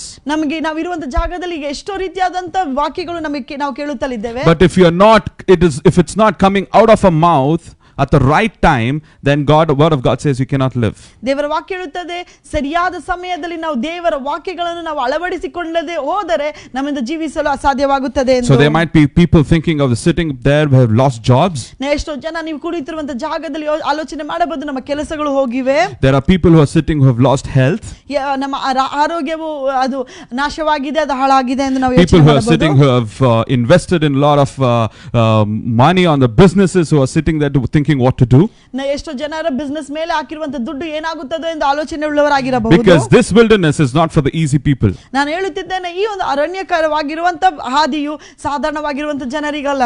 So if you are believing in your heart that you are chosen and you are in the wilderness, ನೀವು ನಂಬುತ್ತೀರಾ ನಾನು ದೇವರಿಂದ ಆರಿಸಲ್ಪಟ್ಟು ನಾನು ಈ ಒಂದು ಸ್ಥಾನದ ಈ ಪರಿಸ್ಥಿತಿಯಲ್ಲಿ ಹಾದು ಹೋಗುತ್ತಲಿದ್ದೇನೆ ಎಂದು. I encourage you today just not to eat and meditate but to speak every word. ನಾನು ಈ ದಿನದಲ್ಲಿ ನಿಮಗೆ ಪ್ರೋತ್ಸಾಹಿಸುತ್ತೇನೆ, ಕೇವಲ ದೇವರ ವಾಕ್ಯವನ್ನು ಓದಿ ಅದನ್ನು ಅಧ್ಯಯನ ಮಾಡುವುದಕ್ಕಿಂತಲೂ ನೀವು ದೇವರ ವಾಕ್ಯಗಳನ್ನು ಸಹ ನೀವು ಆತನನ್ನು ಮಾತನಾಡಿರಿ ಎಂದು. The Bible says, the whole of the earth and the earth was created by a word from God. ದೇವರ ವಾಕ್ಯ ಹೇಳುತ್ತದೆ ದೇವರ ಮಾತಿನ ಮುಖಾಂತರವಾಗಿ ಈ ಪ್ರಪಂಚವು ಸೃಷ್ಟಿಸಲ್ಪಟ್ಟಿತು. When Jesus was there in the midst of a tomb where Lazarus was staying, he did not just he don't just stood there and just was blindly looking, but he said, Lazarus, come out. ನಾವು ಯೇಸು ಸ್ವಾಮಿ ಲಾಜರನ ಒಂದು ಸತ್ತಿರುವಂತ ಜಾಗಕ್ಕೆ ಹೋದಾಗ ಆತನಲ್ಲಿ ಹೋಗಿ ನಿಲ್ಲಿ ಪ್ರಾರ್ಥನೆ ಮಾಡಲಿಲ್ಲ, ಆತನ ಬದಲಾಗಿ ಲಾಜರನೇ ಎದ್ದು ಹೊರಗು ಬಾ ಅಂತ ಆತನ ಮಾತನಾಡುತ್ತಾನೆ. So there's every word that comes from the mouth of God has got life. ನಾವು ನಂಬಬೇಕು ದೇವರ ಬಾಯಿಂದ ಬರುವಂತ ಪ್ರತಿಯೊಂದು ಮಾತುಗಳಿಗೆ ಅಲ್ಲಿ ಜೀವವಿದೆ ಎಂದು. So if you are eating the word today, ನೀವು ದೇವರ ವಾಕ್ಯಗಳನ್ನು ತಿನ್ನುವವರಾಗಿದ್ದರೆ, if you are eating the bread where Jesus says I am the bread of life, ನೀವು ದೇವರ ಒಂದು ಮನ್ನವನ್ನು ತಿನ್ನುವುದಾದ ಆತನ ಒಂದು ರೊಟ್ಟಿಯನ್ನು ತಿನ್ನುವುದಾದ, ಯಾಕಂದ್ರೆ ದೇವರು ಹೇಳ್ತಾನೆ ನಾನೇ ಜೀವದ ರೊಟ್ಟಿಯಾಗಿದ್ದೇನೆ ಎಂದು. and if you're not speaking it, ಆ ವಾಕ್ಯಗಳನ್ನು ನೀವು ಮಾತನಾಡದೆ ಹೋದರೆ, then the word of God says you cannot live. That both have to go together. ನಾವು ಇದು ಎರಡು ಸಹ ಒಟ್ಟಾಗಿ ಹೋಗಬೇಕು, ಅದರ ಮುಖಾಂತರವಾಗಿ ನಾವು ಜೀವಿಸುವವರಾಗಿರುತ್ತೇವೆ. So that's the first test that was thrown out to them, that was a challenge of life. ನಾವು ಮೊದಲನೇದಾಗಿ ನಾವು ನೋಡುವುದಾದರೆ ಜೀವಿತದ ಕುರಿತಾದಂತ ಒಂದು ಶೋಧನೆಗೆ ಒಳಗಾಗುತ್ತಾರೆ. So the next we see, he said, then the devil took him up into the holy city, set him on a pinnacle of the temple, and said to him, if you are a son of God. And again you see here, again he is provoking Jesus that if you are a son of God, if you are a son of God. Have you ever faced the situation where someone is provoking you? ನಾವು ಎಷ್ಟೋ ಬಾರಿ ನಮ್ಮ ಜೀವಿತದಲ್ಲಿ ನಾವು ಇಲ್ಲಿ ಯೇಸು ಸ್ವಾಮಿ ಜೀವಿತವನ್ನು ನಾವು ನೋಡುವುದಾದರೆ ಇಲ್ಲಿ ಸೈತಾನನು ಆತನನ್ನು ರೇಗಿಸುತ್ತಾನೆ, ನೀನು ದೇವಕುಮಾರನಾಗಿದ್ದರೆ. So the provoking, he says, throw yourself down. ಇದರ ಮುಖಾಂತರವಾಗಿ ಸೈತಾನನು ಹೇಳುತ್ತಾನೆ, ನೀನು ಇಲ್ಲಿಂದ ಕೆಳಗೆ ಬಿದ್ದು ಬಿಡು. For it is written, he shall give his angels charge over you. ಯಾಕಂದ್ರೆ ಆತನ ವಾಕ್ಯ ಹೇಳುತ್ತದೆ ಆತನು ತನ್ನ ದೂತರನ್ನು ಹಿಡಿದು ನಿನ್ನನ್ನು ರಕ್ಷಿಸುತ್ತಾನೆ. And in their hands they shall bear you up, lest you dash your foot against the stone. ನಿನ್ನ ಕಾಲುಗಳು ಕಲ್ಲಿಗೆ ತಗಲದಂತೆ ಆತನ ದೂತರು ಬಂದು ನಿನ್ನನ್ನು ಎತ್ತುಕೊಳ್ಳುವರು ಅಂತ ಆತನ ವಾಕ್ಯ ಹೇಳುತ್ತದೆ. So Jesus said to him, it is written again, you shall not tempt Lord your God. ಅಲ್ಲಿ ದೇವರು ಯೇಸು ಸ್ವಾಮಿ ಹೇಳುತ್ತಾನೆ, ಮತ್ತೊಂದು ಬಾರಿಯಲ್ಲಿ ಬರೆದಿದೆ, ನೀನು ನಿನ್ನ ದೇವರಾದ ಕರ್ತನನ್ನು ನೀನು ಶೋಧಿಸಬಾರದೆಂದು. How many times have you faced a provoking voice? ಎಷ್ಟು ಬಾರಿ ನಿಮ್ಮ ಜೀವಿತದಲ್ಲಿ ಜನರು ನಿಮ್ಮನ್ನು ರೇಗಿಸುವುದನ್ನು ನೀವು ಕಂಡಿದ್ದೀರಾ? How many times have people told you, if you are a leader, if you are this, if you are that, try to do this, try to do that. How many times have you heard a provoking voice in your ears? ಈ ರೀತಿಯಾದಂತ ರೇಗಿಸುವುದು, ನೀನು ಇದಾಗಿದೆ, ನೀನು ಒಂದು ನಾಯಕನಾಗಿರುವಾಗ, ನೀನು ಒಂದು ಒಳ್ಳೆ ಸ್ಥಾನದಲ್ಲಿ ಇರಬೇಕಾದ್ರೆ ನೀನು ಇದನ್ನು ಮಾಡಬೇಕಂದ್ರೆ ಎಷ್ಟು ಜನ ನಮ್ಮ ಜೀವಿತದಲ್ಲಿ ಮಾತನಾಡಿರಬಹುದು. Because of that provoking voice, how many of us have really tested God? ಇದರ ಮುಖಾಂತರವಾಗಿ ಈ ಒಂದು ಸ್ವರಗಳನ್ನು ಕೇಳುತ್ತಾ ಎಷ್ಟು ಜನ ದೇವರಿಗೆ ಪರೀಕ್ಷೆಗೆ ಒಳಗಾಗಿಸಿದ್ದೀರಾ? So when there is a test, when there is a challenge thrown on the identity, saying, are you really the son of God? If there's something provoking you, are you really the son of God? What is that response that you have to give? ನಿಮ್ಮ ಬಳಿಯಲ್ಲಿ ಬಂದು ಯಾರಾದರೂ ರೇಗಿಸುವುದಾದರೆ ನೀವು ಅದಕ್ಕೆ ಕೊಡುವಂತ ಉತ್ತರವೇನಾಗಿರುತ್ತದೆ? That Jesus beautifully says, ಇಲ್ಲಿ ಯೇಸು ಸ್ವಾಮಿ ಸುಂದರವಾಗಿ ಹೇಳುತ್ತಾನೆ, do not test the Lord your God. ನಿನ್ನ ದೇವರಾದ ಕರ್ತನನ್ನು ಪರೀಕ್ಷಿಸಬೇಡ ಎಂದು ಹೇಳುತ್ತಾನೆ. So many times we have thought in our minds, in the midst of the wilderness, the situation what we are going through at the moment, ನಾವು ನಮ್ಮ ಜೀವಿತದ ಅರಣ್ಯದಲ್ಲಿ ನಾವು ಹಾದು ಹೋಗುವಂತ ಸಮಯದಲ್ಲಿ ಈ ಸಮಯದಲ್ಲಿ ಇರಬಹುದು, I wish I was in that company now I would have been working. ನಾನು ಆ ಒಂದು ಕಂಪನಿಯಲ್ಲಿ ಇದ್ದಿದ್ದರೆ ನಾನು ಇಷ್ಟೊತ್ತಿಗೆ ಕೆಲಸ Wish ಮಾಡುತ್ತಲಿದ್ದೆ. I was in that company, I would have been paid. ನಾನು ಆ ಕಂಪನಿಯಲ್ಲಿ ಈಗ ಕೆಲಸ ಮಾಡುತ್ತಿದ್ದರೆ ನನಗೆ ಸಂಬಳವನ್ನು ಕೊಡುತ್ತಿದ್ದರೇನೋ. Wish I was in India, I would have been healthy. ನಾನು ಇಂಡಿಯಾದಲ್ಲಿ ಇರುವುದಾದರೆ ಈ ಸಮಯದಲ್ಲಿ ಒಳ್ಳೆ ಆರೋಗ್ಯದಲ್ಲಿ ನಾನು ಇರುತ್ತನಾಗಿದ್ದೆ. Wish I was in that church, I would have got into the ministry. ನಾನು ಆ ಒಂದು ಸಭೆಯಲ್ಲಿ ನಾನು ಇದ್ದರೆ ನಾನು ಸೇವೆಗೆ ಒಳಗಾಗುತ್ತಿದ್ದೆ. Wish I was in that church, I would have been another help. ನಾನು ಆ ಒಂದು ಸಭೆಯಲ್ಲಿ ಇನ್ನೊಂದು ಸಭೆಯಲ್ಲಿ ಇದ್ದರೆ ನಾನು ಅದಕ್ಕೆ ಸಹಾಯ ಉಳ್ಳವನಾಗಿರುತ್ತಿದ್ದೆ. Wish I was there, wish I was here. How many times have you wished, saying, God, what you have done in my life, I don't think it's a proper decision that you have taken. ನಾವು ಪ್ರತಿ ಬಾರಿ ನಾನು ಅಲ್ಲಿದ್ದಾಗ ಇಲ್ಲಿದ್ದಾಗ ನಾನು ದೇವರೇ ನನ್ನ ಆಸೆ ಇದಾಗಿತ್ತು ಅಂತ ಹೇಳುವಂತ ಸಮಯದಲ್ಲಿ ದೇವರು ನಮ್ಮ ಮೇಲೆ ಇಟ್ಟಿರುವಂತ ಆಲೋಚನೆಗೆ ನಾವು ಒಳ್ಳೆ ರೀತಿಯಾದ ಪ್ರತಿಕ್ರಿಯೆಯನ್ನು How many wishes ಕೊಡುವವರಾಗಿರುವುದಿಲ್ಲ. have we done? How many wishes have we done in a relationship, saying, God, wish I had married that person, I would have lived happily. Wish I had, got, this son, I would have been happy. Wish I had got that house, I would have been happy. ಎಷ್ಟು ಬಾರಿ ನಮ್ಮ ಒಂದು ವೈಯಕ್ತಿಕ ಜೀವಿತದಲ್ಲಿ ನಾನೊಂದು ಆ ಒಂದು ವ್ಯಕ್ತಿಯನ್ನು ಮದುವೆ ಆಗಿದ್ದರೆ ಚೆನ್ನಾಗಿರಬಹುದು, ನನಗೆ ಈ ರೀತಿಯಾದ ಮಕ್ಕಳಿದ್ದರೆ ಚೆನ್ನಾಗಿರಬಹುದು, ಈ ರೀತಿಯಾದ ಮನೆ ನನಗಿದ್ದರೆ ನಾನು ಚೆನ್ನಾಗಿರಬಹುದು ಎಂದು ಎಷ್ಟು ಬಾರಿ ನಾವು ಆಲೋಚನೆ ಮಾಡಿದ್ದೇವೆ. How many times, have we tested God because of our wish?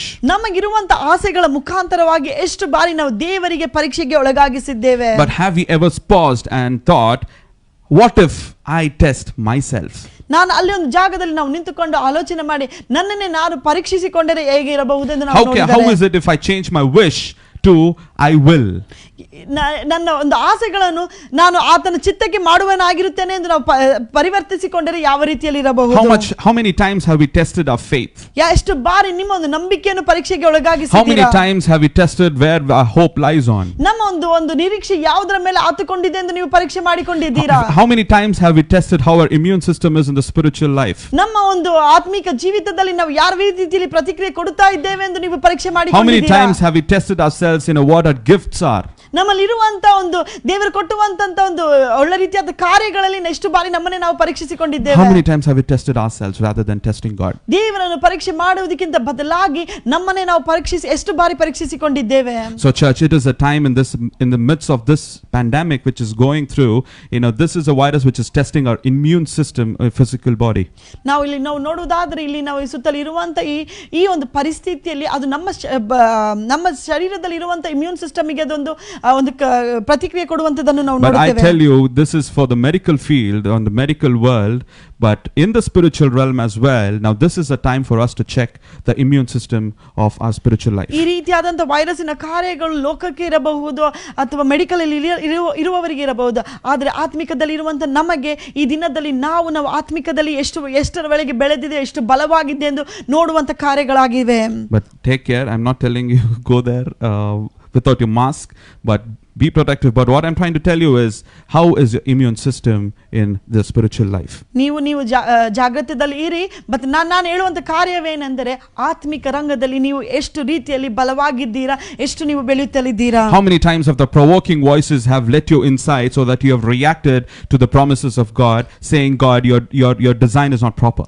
ನೀವು ಎಷ್ಟು ಬಾರಿ ಅನೇಕ ಜನರು ರೇಗಿಸುವಂತ ಮುಖಾಂತರವಾಗಿ ದೇವರ ಒಂದು ಆಜ್ಞೆಗಳಿಗೆ, ಆತನು ಕೊಟ್ಟಿರುವಂತ ವಾಗ್ದಾನಗಳಿಗೆ ಪರೀಕ್ಷೆ ಮಾಡಿ, ದೇವರೇ ನೀನಿಟ್ಟಿರುವಂತ ಆಲೋಚನೆ ನನ್ನ ಜೀವಿತದಲ್ಲಿ ಒಳ್ಳೆಯಾಗಿಲ್ಲ ಅಂತ ನಾವು ಹೇಳಿದ್ದೇವೆ. So God says it is written that you should not test the Lord your God. So when he was speaking a language of heaven again, that is right from the word of God. ಇಲ್ಲಿ ನಾವು ಯೇಸು ಸ್ವಾಮಿಯನ್ನು ನೋಡುವುದಾದರೆ ಆತನು ಪರಲೋಕದ ಭಾಷೆಯಿಂದ ದೇವರ ವಾಕ್ಯದಿಂದ ಆತನು ಮಾಡುತ್ತಾನೆ, ನಿನ್ನ ದೇವರಾದ ಕರ್ತನನ್ನು ಪರೀಕ್ಷೆಗೆ ಒಳಗಾಗಿಸಬೇಡ. The same test was thrown at the people of Israel, if you see in Exodus 17:7. ಇದೇ ರೀತಿಯಾದಂತ ಪರೀಕ್ಷೆ ಇಸ್ರಾಯೇಲ್ ಜನರು ಒಳಗಾಗುತ್ತಾರೆ. And there they doubt God, saying, where is God really among us? ಅಲ್ಲಿ ಅವರು ಕೇಳುತ್ತಾರೆ, ನಮ್ಮ ದೇವರು ನಮ್ಮ ಮಧ್ಯದಲ್ಲಿ ಎಲ್ಲಿದ್ದಾನೆ ಎಂದು. Rather than completely believing in him, they say, is really God among us, even in spite of seeing so many signs around them. ಅವರ ಸುತ್ತಲೂ ಅನೇಕ ಅದ್ಭುತ ಕಾರ್ಯಗಳನ್ನು ನೋಡಿದರೂ ಸಹ ಅವರು ದೇವರ ಬಳಿಯಲ್ಲಿ ನಂಬಿಕೆಯನ್ನು ಇಡುವುದನ್ನು ಬದಲಾಗಿ ಅವರು ದೇವರಿಗೆ ಪ್ರಶ್ನೆ ಮಾಡುತ್ತಾರೆ, ಎಲ್ಲಿ ನಮ್ಮ ದೇವರು ಎಲ್ಲಿದ್ದಾನೆ ನಮ್ಮ They ಮಧ್ಯದಲ್ಲಿ. fail to test themselves as ಅವರು well. ತಮ್ಮನ್ನೇ ತಾವು ಪರೀಕ್ಷಿಸಿಕೊಳ್ಳುವುದನ್ನು ಮರೆತು But ಹೋಗಿದ್ದಾರೆ. if you fast forward if you go to Capernaum, fast forwarding, there was a lady who was there with a blood disease, where she was lying there, but she was testing herself because she had done everything that she could. ನಾವು ಇದೇ ರೀತಿಯ ಹೊಸ ಒಡಂಬಡಿಕೆಯಲ್ಲಿ ನಾವು ನೋಡುವುದಾದರೆ ಅಲ್ಲಿ ಒಂದು ರಕ್ತದ ಒಂದು ಸಮಸ್ಯೆಯಲ್ಲಿರುವಂತಹ ಒಂದು ಸ್ತ್ರೀ ಎಲ್ಲ ರೀತಿಯಾದಂತಹ ಕಾರ್ಯಗಳನ್ನು ಮಾಡಿ ತನ್ನನ್ನೇ ತಾನು ಪರೀಕ್ಷೆಗೆ ಒಳಗಾಗಿಸಿಕೊಳ್ಳುತ್ತಾಳೆ. The Bible says she was a woman before she was saved. ಆತನು ರಕ್ಷಣೆ ಹೊಂದಕ್ಕಿಂತ ಮುಂಚಿತವಾಗಿ ಒಂದು ಸ್ತ್ರೀಯಳಾಗಿದ್ದಳು. She doesn't have a name. ಅವರಿಗೆ ಯಾವ ರೀತಿಯಾದ ಹೆಸರು She didn't have an identity. ಅವ್ರಿಗೆ ಯಾವುದೇ ರೀತಿಯಂತ ಒಂದು ಐಡೆಂಟಿಟಿ She ಇರಲಿಲ್ಲ. was just known as the woman who was suffering from a blood disease. ಅಲ್ಲಿ ನಾವು ನೋಡುವುದಾದರೆ ಒಂದು ರಕ್ತದ ಒಂದು ಸಮಸ್ಯೆದಿಂದ ನರಳುತ್ತಿದ್ದಂತ ಒಂದು ಸ್ತ್ರೀ ಎಂದು ಬರೆಯಲ್ಪಟ್ಟಿದೆ. But she tested herself. She said, no matter what is happening, no matter how many people are there around, no matter how hurried Jesus is, but I'm going to test my faith. I'm just going to go and touch the hem of his garment. ಎಷ್ಟು ಜನರಲ್ಲಿ ಸುತ್ತಲಿದ್ದರೂ ಪರವಾಗಿಲ್ಲ, ನಾನು ಏನೇ ಆದರೂ ಪರವಾಗಿಲ್ಲ, ಆದ್ರೆ ನಾನು ಹೋಗಿ ನನ್ನ ಒಂದು ನಂಬಿಕೆಯನ್ನು ಪರೀಕ್ಷಿಸುತ್ತೇನೆ. ಆತನ ಬಟ್ಟೆಗಳನ್ನು ಮುಟ್ಟಿದರೆ ಮಾತ್ರ ನನ್ನ ಜೀವಿತದಲ್ಲಿ As ಏನಾಗಬಹುದು. soon as she touched, when she got healed, the first word that comes out from the mouth of God saying, daughter, you are healed. ಆತನು ಯೇಸು ಸ್ವಾಮಿಯನ್ನು ಮುಟ್ಟಿದಂತ ಸಮಯದಲ್ಲಿ ದೇವರಿಂದ ಬಾಯಿಂದ ಬಂದಂತ ವಾಕ್ಯವು ಮಗಳೇ ನಿನ್ನ ಒಂದು ಸ್ವಸ್ಥತೆ, ನೀನು ಸ್ವಸ್ಥತೆಯನ್ನು ಹೊಂದಿದ್ದೀಯಾ. So if there's any provoking voice saying that you are a man of anger, you are a man of unforgiveness, you are a man of sin, you are a man behind addictions, if the world is recognizing you, if there's a provoking voice in your ears this morning, touch God, because God is ready to change your identity from a man to a son or a daughter. ನಾವು ಇಲ್ಲಿ ನಿಮ್ಮ ಜೀವಿತದಲ್ಲಿ ಯಾವುದೇ ರೀತಿಯಾದಂತ ರೇಗಿಸುವಂತ ಕಾರ್ಯಗಳನ್ನು ನೋಡುವುದಾದ್ರೆ, ನೀನು ನಿನಗೆ ಕೋಪವಿದೆ, ನಿನಗೆ ಕ್ಷಮಿಸುವಂತ ಗುಣಗಳಿಲ್ಲ, ನೀನು ಪಾಪಗಳಿಗೆ ಒಳಗಾಗಿದೆ ಅಂತ ಹೇಳುವಂತ ಸಮಯದಲ್ಲಿ ನಾನು ಈ ದಿನದಲ್ಲಿ ನಿಮ್ಮ ಬಳಿಯಲ್ಲಿ ಹೇಳುತ್ತೇನೆ, ದೇವರನ್ನು ಮುಟ್ಟಿರಿ. ದೇವರು ನಿಮ್ಮನ್ನು ಮನುಷ್ಯನಿಗಿಂತ ಬದಲಾಯಿಸಿ ತನ್ನ ಮಗನೇ ಎಂದು ಕರೆಯುವತನಾಗಿರುತ್ತಾನೆ. Yes, the identity test was thrown, and the reaction of Moses as well was different. He said, God, his one voice was, God, don't allow me to even to go one step forward without your presence. ಇದೇ ರೀತಿಯಾದ ಪರೀಕ್ಷೆಗೆ ಮೋಶೆ ಒಳಗಾಗುತ್ತಾನೆ. ಆಗ ಮೋಶೆ ಹೇಳುತ್ತಾನೆ, ದೇವರೇ ನಿನ್ನ ಒಂದು ಪ್ರಸನ್ನತೆ ಇಲ್ಲದೆ ನನ್ನಿಂದ ಒಂದು ಹೆಜ್ಜೆಯೂ ನಾನು ಹೋಗೋದಕ್ಕೆ ಇಷ್ಟಪಡುವುದಿಲ್ಲ ಎಂದು. So which voice is your voice this morning? Is it a voice of Israelites or is it a voice of Moses this morning? ನೀವು ಈ ಬೆಳಗಿನ ಸಮಯದಲ್ಲಿ ಇಸ್ರಾಯೇಲ್ ಜನರ ಒಂದು ಸ್ವರವನ್ನು ಕೇಳುವಾಗ ಅದಕ್ಕೆ ಪ್ರತಿಕ್ರಿಯೆ ಕೊಡುತ್ತೀರಾ, ಅಥವಾ ಮೋಶೆ ಮಾತನಾಡಿದಂತ ಉತ್ತರಕ್ಕೆ ನೀವು ಪ್ರತಿಕ್ರಿಯೆ ಕೊಡುವರಾಗಿರುತ್ತೀರಾ? So the last test, I'll be speaking and I'll be ending this. And the last test, he says, Jesus again the devil took him up on the exceedingly high mountain and showed him all the kingdoms of the world and their glory, and he said to him, all these things I will give to you. Will you fall down and worship me? Then Jesus said to him, away with you, Satan, for it is written, you shall worship the Lord your God, and him only you shall serve. So here there was a challenge that was thrown, which is a challenge of worship to Jesus. ಇಲ್ಲಿ ಮೂರು ರೀತಿಯಾದಂತ ಪರೀಕ್ಷೆಯನ್ನು ನೋಡುವುದಾದರೆ ಅಲ್ಲಿ ಆರಾಧನೆ ಕುರಿತಾದಂತ ಪರೀಕ್ಷೆಯಾಗಿದೆ. So word of worship, sometimes it is just confined to a very small act that we see. Sometimes people just think the worship is only playing music and on stage. ನಾವು ಎಷ್ಟು ಬಾರಿ ಈ ರೀತಿಯಾದಂತ ಪದ ಆರಾಧನೆ ಎಂದು ಹೇಳಬೇಕಾದ್ರೆ ಎಷ್ಟು ಜನರಿನ ಮನಸ್ಸಿನಲ್ಲಿದೆ ಕೇವಲ ನಾನು ಒಳ್ಳೆ ರೀತಿಯಾದಂತ ವಾದ್ಯಗಳನ್ನು ಬಾರಿಸಿದರೆ ಅದು ಆರಾಧನೆ ಆಗಿರುತ್ತದೆ. So I think we have to put something saying, let's have a time of worship, and we live on Facebook cleaning the house. ನಾವು ಎಷ್ಟು ಬಾರಿ ನಾವು ಹೇಳಬಹುದು, ನಾವು ಒಂದು ಒಳ್ಳೆ ರೀತಿಯಾದಂತ ಆರಾಧ್ಯ ಸಮಯದಲ್ಲಿ ಕಳೆಯೋಣ ಅಂತ ಹೇಳಿ ನಾವು ಫೇಸ್ಬುಕ್ ಲೈವ್ ಆಗಿ ನಮ್ಮ ಮನೆಯನ್ನು ಗುಡಿಸುತ್ತಾ ಕ್ಲೀನ್ ಮಾಡುತ್ತಾರೆ. Why don't we wash our cars and say, okay, it's a time of worship and we live on Facebook? ಯಾಕೆ ನಮ್ಮ ಕಾರುಗಳನ್ನು ಕ್ಲೀನ್ ಮಾಡುತ್ತಾ ನಾವು ಲೈವ್ ಹೋಗಿ ನಾನು ದೇವರನ್ನು ಆರಾಧಿಸುತ್ತೇನೆ ಅಂತ ಹೇಳಬಾರದು? So word of worship is, we can just confine to these things if you see at this point of time. ನಾವು ಈ ರೀತಿಯಾದಂತ ಒಂದು ಆರಾಧನೆಗೆ ನಾವು ಗುರುತಿಸುವರಾಗಿರುತ್ತೇವೆ. But every act in your life that you do should be an act of worship, says the word. ದೇವರ ವಾಕ್ಯ ಹೇಳುತ್ತದೆ, ನೀವು ಮಾಡುವಂತ ಪ್ರತಿಕ್ರಿಯೆ ಒಂದೊಂದು ಕಾರ್ಯಗಳಲ್ಲಿ ಅದು ದೇವರಿಗೆ ಆರಾಧನೆ ಸಲ್ಲಿಸುವಂತದ್ದಾಗಿರಬೇಕು. So who are you worshiping? Says Satan to Jesus. He says, I will take you to high above and I'll tell you, this is all I give it to you, but bow down and worship me. ಅಲ್ಲಿ ಸೈತಾನನು ಯೇಸು ಸ್ವಾಮಿಯನ್ನು ಮೇಲಿರುವಂತ ಒಂದು ಬೆಟ್ಟಕ್ಕೆ ಕರೆದುಕೊಂಡು ಹೋಗಿ ಇದೆಲ್ಲವನ್ನು ನಾನು ನಿನಗೆ ಕೊಡುತ್ತೇನೆ, ನನಗೆ ಅಡ್ಡ ಬಿದ್ದು ನೀನು ಆರಾಧಿಸು ಎಂದು ಹೇಳುತ್ತಾನೆ. But beautiful sentence that Jesus says, away, because I will worship only the Lord our God. ಅಲ್ಲಿ ಯೇಸು ಸ್ವಾಮಿ ಸುಂದರವಾಗಿ ಪ್ರತಿಕ್ರಿಯೆ ಕೊಡುತ್ತಾನೆ. ಆತನು ಹೇಳುತ್ತಾನೆ, ನಾನು ನನ್ನ ದೇವರಾದ ಕರ್ತನನ್ನು ಮಾತ್ರ ಆರಾಧಿಸುತ್ತೇನೆ ಎಂದು. But God is taking us at this point of time, God is taking us into a new normal. ದೇವರು ನಮಗೆ ಒಂದು ಹೊಸದಾಗಿರುವಂತ ಸಾಧಾರಣಕ್ಕೆ ನಮ್ಮನ್ನು ಕರೆದುಕೊಂಡು ಹೋಗುವವನಾಗಿದ್ದಾನೆ. As I'm standing and I'm speaking, I don't hear any voices, I don't hear any encouragement, I don't get any inspiration. ನಾನೀಗ ನಿಮ್ಮ ಬಳಿಯಲ್ಲಿ ಮಾತನಾಡಿರುವಂತ ಸಮಯದಲ್ಲಿ ನಿಮ್ಮದಿಂದ ಯಾವ ಪ್ರತಿಕ್ರಿಯೆಯೂ ನನಗೆ ಬರುತ್ತಲಿಲ್ಲ. So sometimes I feel a very odd. ಕೆಲವು ಬಾರಿ ನನಗೆ ಒಂದು ಅಸಾಧಾರಣವಾಗಿ ಅನಿಸುತ್ತದೆ. Why I'm speaking this? It's a very interesting word. If you go to Numbers 21. ಯಾಕೆ ನಾನು ಇದನ್ನು ಮಾತನಾಡುತ್ತೇನೆ ಎಂದು ನಾವು ನಂಬರ್ಸ್ ಅಲ್ಲಿ ನೋಡೋಣ. Numbers 21 21ನೇ 4. 4ನೇ ವಾಕ್ಯ. They say, then they journeyed from Mount Hor by the way of the Red Sea to go around the land of Edom, and the soul of the people became very discouraged on the way. It became very discouraged, says the word. ಇವರು ಈ ಒಂದು ಬೆಟ್ಟಗಳಲ್ಲಿ ಅವರು ಹಾದು ಹೋಗುವಂತ ಸಮಯದಲ್ಲಿ ಇಲ್ಲಿ ದೇವರ ವಾಕ್ಯ ಹೇಳುತ್ತದೆ, ಅವರ ಒಂದು ಆತ್ಮಗಳು ಅಲ್ಲಿ ಅವರು ಡಿಸ್ಕರೇಜ್ ಆಗಿದ್ದರು, ಅವರಲ್ಲಿ ಒಳ್ಳೆ ರೀತಿಯಾದಂತ ಒಂದು ಕಾರ್ಯವಿರಲಿಲ್ಲ ಎಂದು. And the people spoke against God and against Moses. Why? Because they were discouraged during the journey. ನಾವು ನೋಡುವುದಾದ್ರೆ ಆ ಜನರು, ಇಸ್ರಾಯೇಲ್ ಜನರು ಮೋಶೆಗೆ ವಿರುದ್ಧವಾಗಿ, ದೇವರಿಗೆ ವಿರುದ್ಧವಾಗಿ ಮಾತನಾಡುವರಾಗಿದ್ದರು. There is voice of discouragement during a journey in the midst of wilderness every time you go. ನಾವು ಅರಣ್ಯದಲ್ಲಿ ಹಾದು ಹೋಗುವಂತ ಸಮಯದಲ್ಲಿ ಸೋತು ಹೋಗುವಂತ ಕಾರ್ಯಗಳು ನಮ್ಮ ಜೀವಿತದ ಸ್ವರಗಳನ್ನು ನಾವು ಕೇಳುವವರಾಗಿ. There might be places where you are still ill. ನೀವು ಅನಾರೋಗ್ಯದಲ್ಲಿ ಇರುವಂತ ಸಮಯದಲ್ಲಿ still you hear the voice of discouragement, you feel like giving it up. ನೀವು ನಿಮ್ಮ ಜೀವಿತದಲ್ಲಿ ಈ ಒಂದು ರೀತಿಯಾದಂತ ಸೋತೋಗಿರುವಂತ ಸ್ವರಗಳನ್ನು ಕೇಳಿದಾಗ ಇದನ್ನು ಬಿಟ್ಟು ಬಿಡಬೇಕೆಂದು ನೀವು ಆಲೋಚನೆ ಮಾಡಬಹುದು. You're still in the midst where you have lost your job. ನೀವು ನಿಮ್ಮ ಕೆಲಸಗಳನ್ನು ಕಳೆದುಕೊಂಡಿರುವಂತ ಸಮಯದಲ್ಲಿ, and still there are times where you hear the voices of discouragement and you're thinking of giving it up. ನೀವು ಒಂದು ರೀತಿಯಾದಂತ ಒಂದು ಸ್ವರಗಳನ್ನು ಕೇಳಾಗ ನಾನು ಇದನ್ನು ಬಿಟ್ಟು ಬಿಡಬೇಕೆಂದು ನೀವು ಆಲೋಚನೆ ಮಾಡುತ್ತೀರಾ. You're still in the church, in the ministry, where you feel that you're doing everything, but there is a voice of discouragement from people around and you feel that you want to give it up. ನೀವು ದೇವರ ಸೇವೆಯನ್ನು ಮಾಡುತ್ತಲೇ ಇರಬಹುದು, ದೇವರು ನಿಮ್ಮ ಸುತ್ತಲಿರುವಂತ ಜನರು ನಿಮ್ಮ ಮೇಲೆ ಶೋಧನೆ, ನಿಮಗೆ ಒಳ್ಳೆ ರೀತಿಯಾಗಿ ಮಾತನಾಡದೆ ಕೆಟ್ಟವಾಗಿ ಮಾತಾಡುವಾಗ ನಾನು ಬಿಟ್ಟು ಬಿಡಬೇಕೆಂದು ನೀವು ಆಲೋಚನೆ ಮಾಡಬಹುದು. Why they felt discouraged, the people of Israelites, why they felt discouraged was they were looking up to Moses as their God. ಇಲ್ಲಿ ಇಸ್ರಾಯೇಲ್ ಜನರು ಸೋತು ಹೋಗುವಂತ ಕಾರ್ಯವನ್ನು ಯಾಕೆ ಹೋಗುತ್ತಾರೆ ಅಂದರೆ ಅವರು ದೇವರನ್ನು ನೋಡೋದಕ್ಕೆ ಬದಲಾಗಿ ಮೋಶೆಯನ್ನೇ ದೇವರಾಗಿ ಅವರು ನೋಡುತ್ತಿದ್ದರು. They spoke against God and Moses. Why have you brought us up out of Egypt to die in the wilderness? For there is no food, no water, and a soul loath for worthless bread. So here they were looking at Moses, saying there was no Moses to give a direction to the journey, they say, and they were thinking Moses was everything for them, even in spite of forgetting there's a voice above Moses, which is the supreme voice. ಅವರು ನೆನೆಸಿಕೊಂಡು ಇಲ್ಲಿ ಮೋಶೆ ಇಲ್ಲದಂತ ಸಮಯದಲ್ಲಿ ಅವರಿಗೆ ಮುಂದೆ ಯಾವ ರೀತಿಯಲ್ಲಿ ಹೋಗುವಂತ ಗೊತ್ತಾಗದೇ ಇರುವಂತ ಸಮಯದಲ್ಲಿ ಅವರು ಹೇಳುತ್ತಾರೆ, ದೇವರಿಗೆ ಕೇಳುವುದಕ್ಕೆ ಬದಲಾಗಿ ಅವರು ಗಲಿಬಿಲಿಗೆ ಒಳಗಾಗುತ್ತಾರೆ.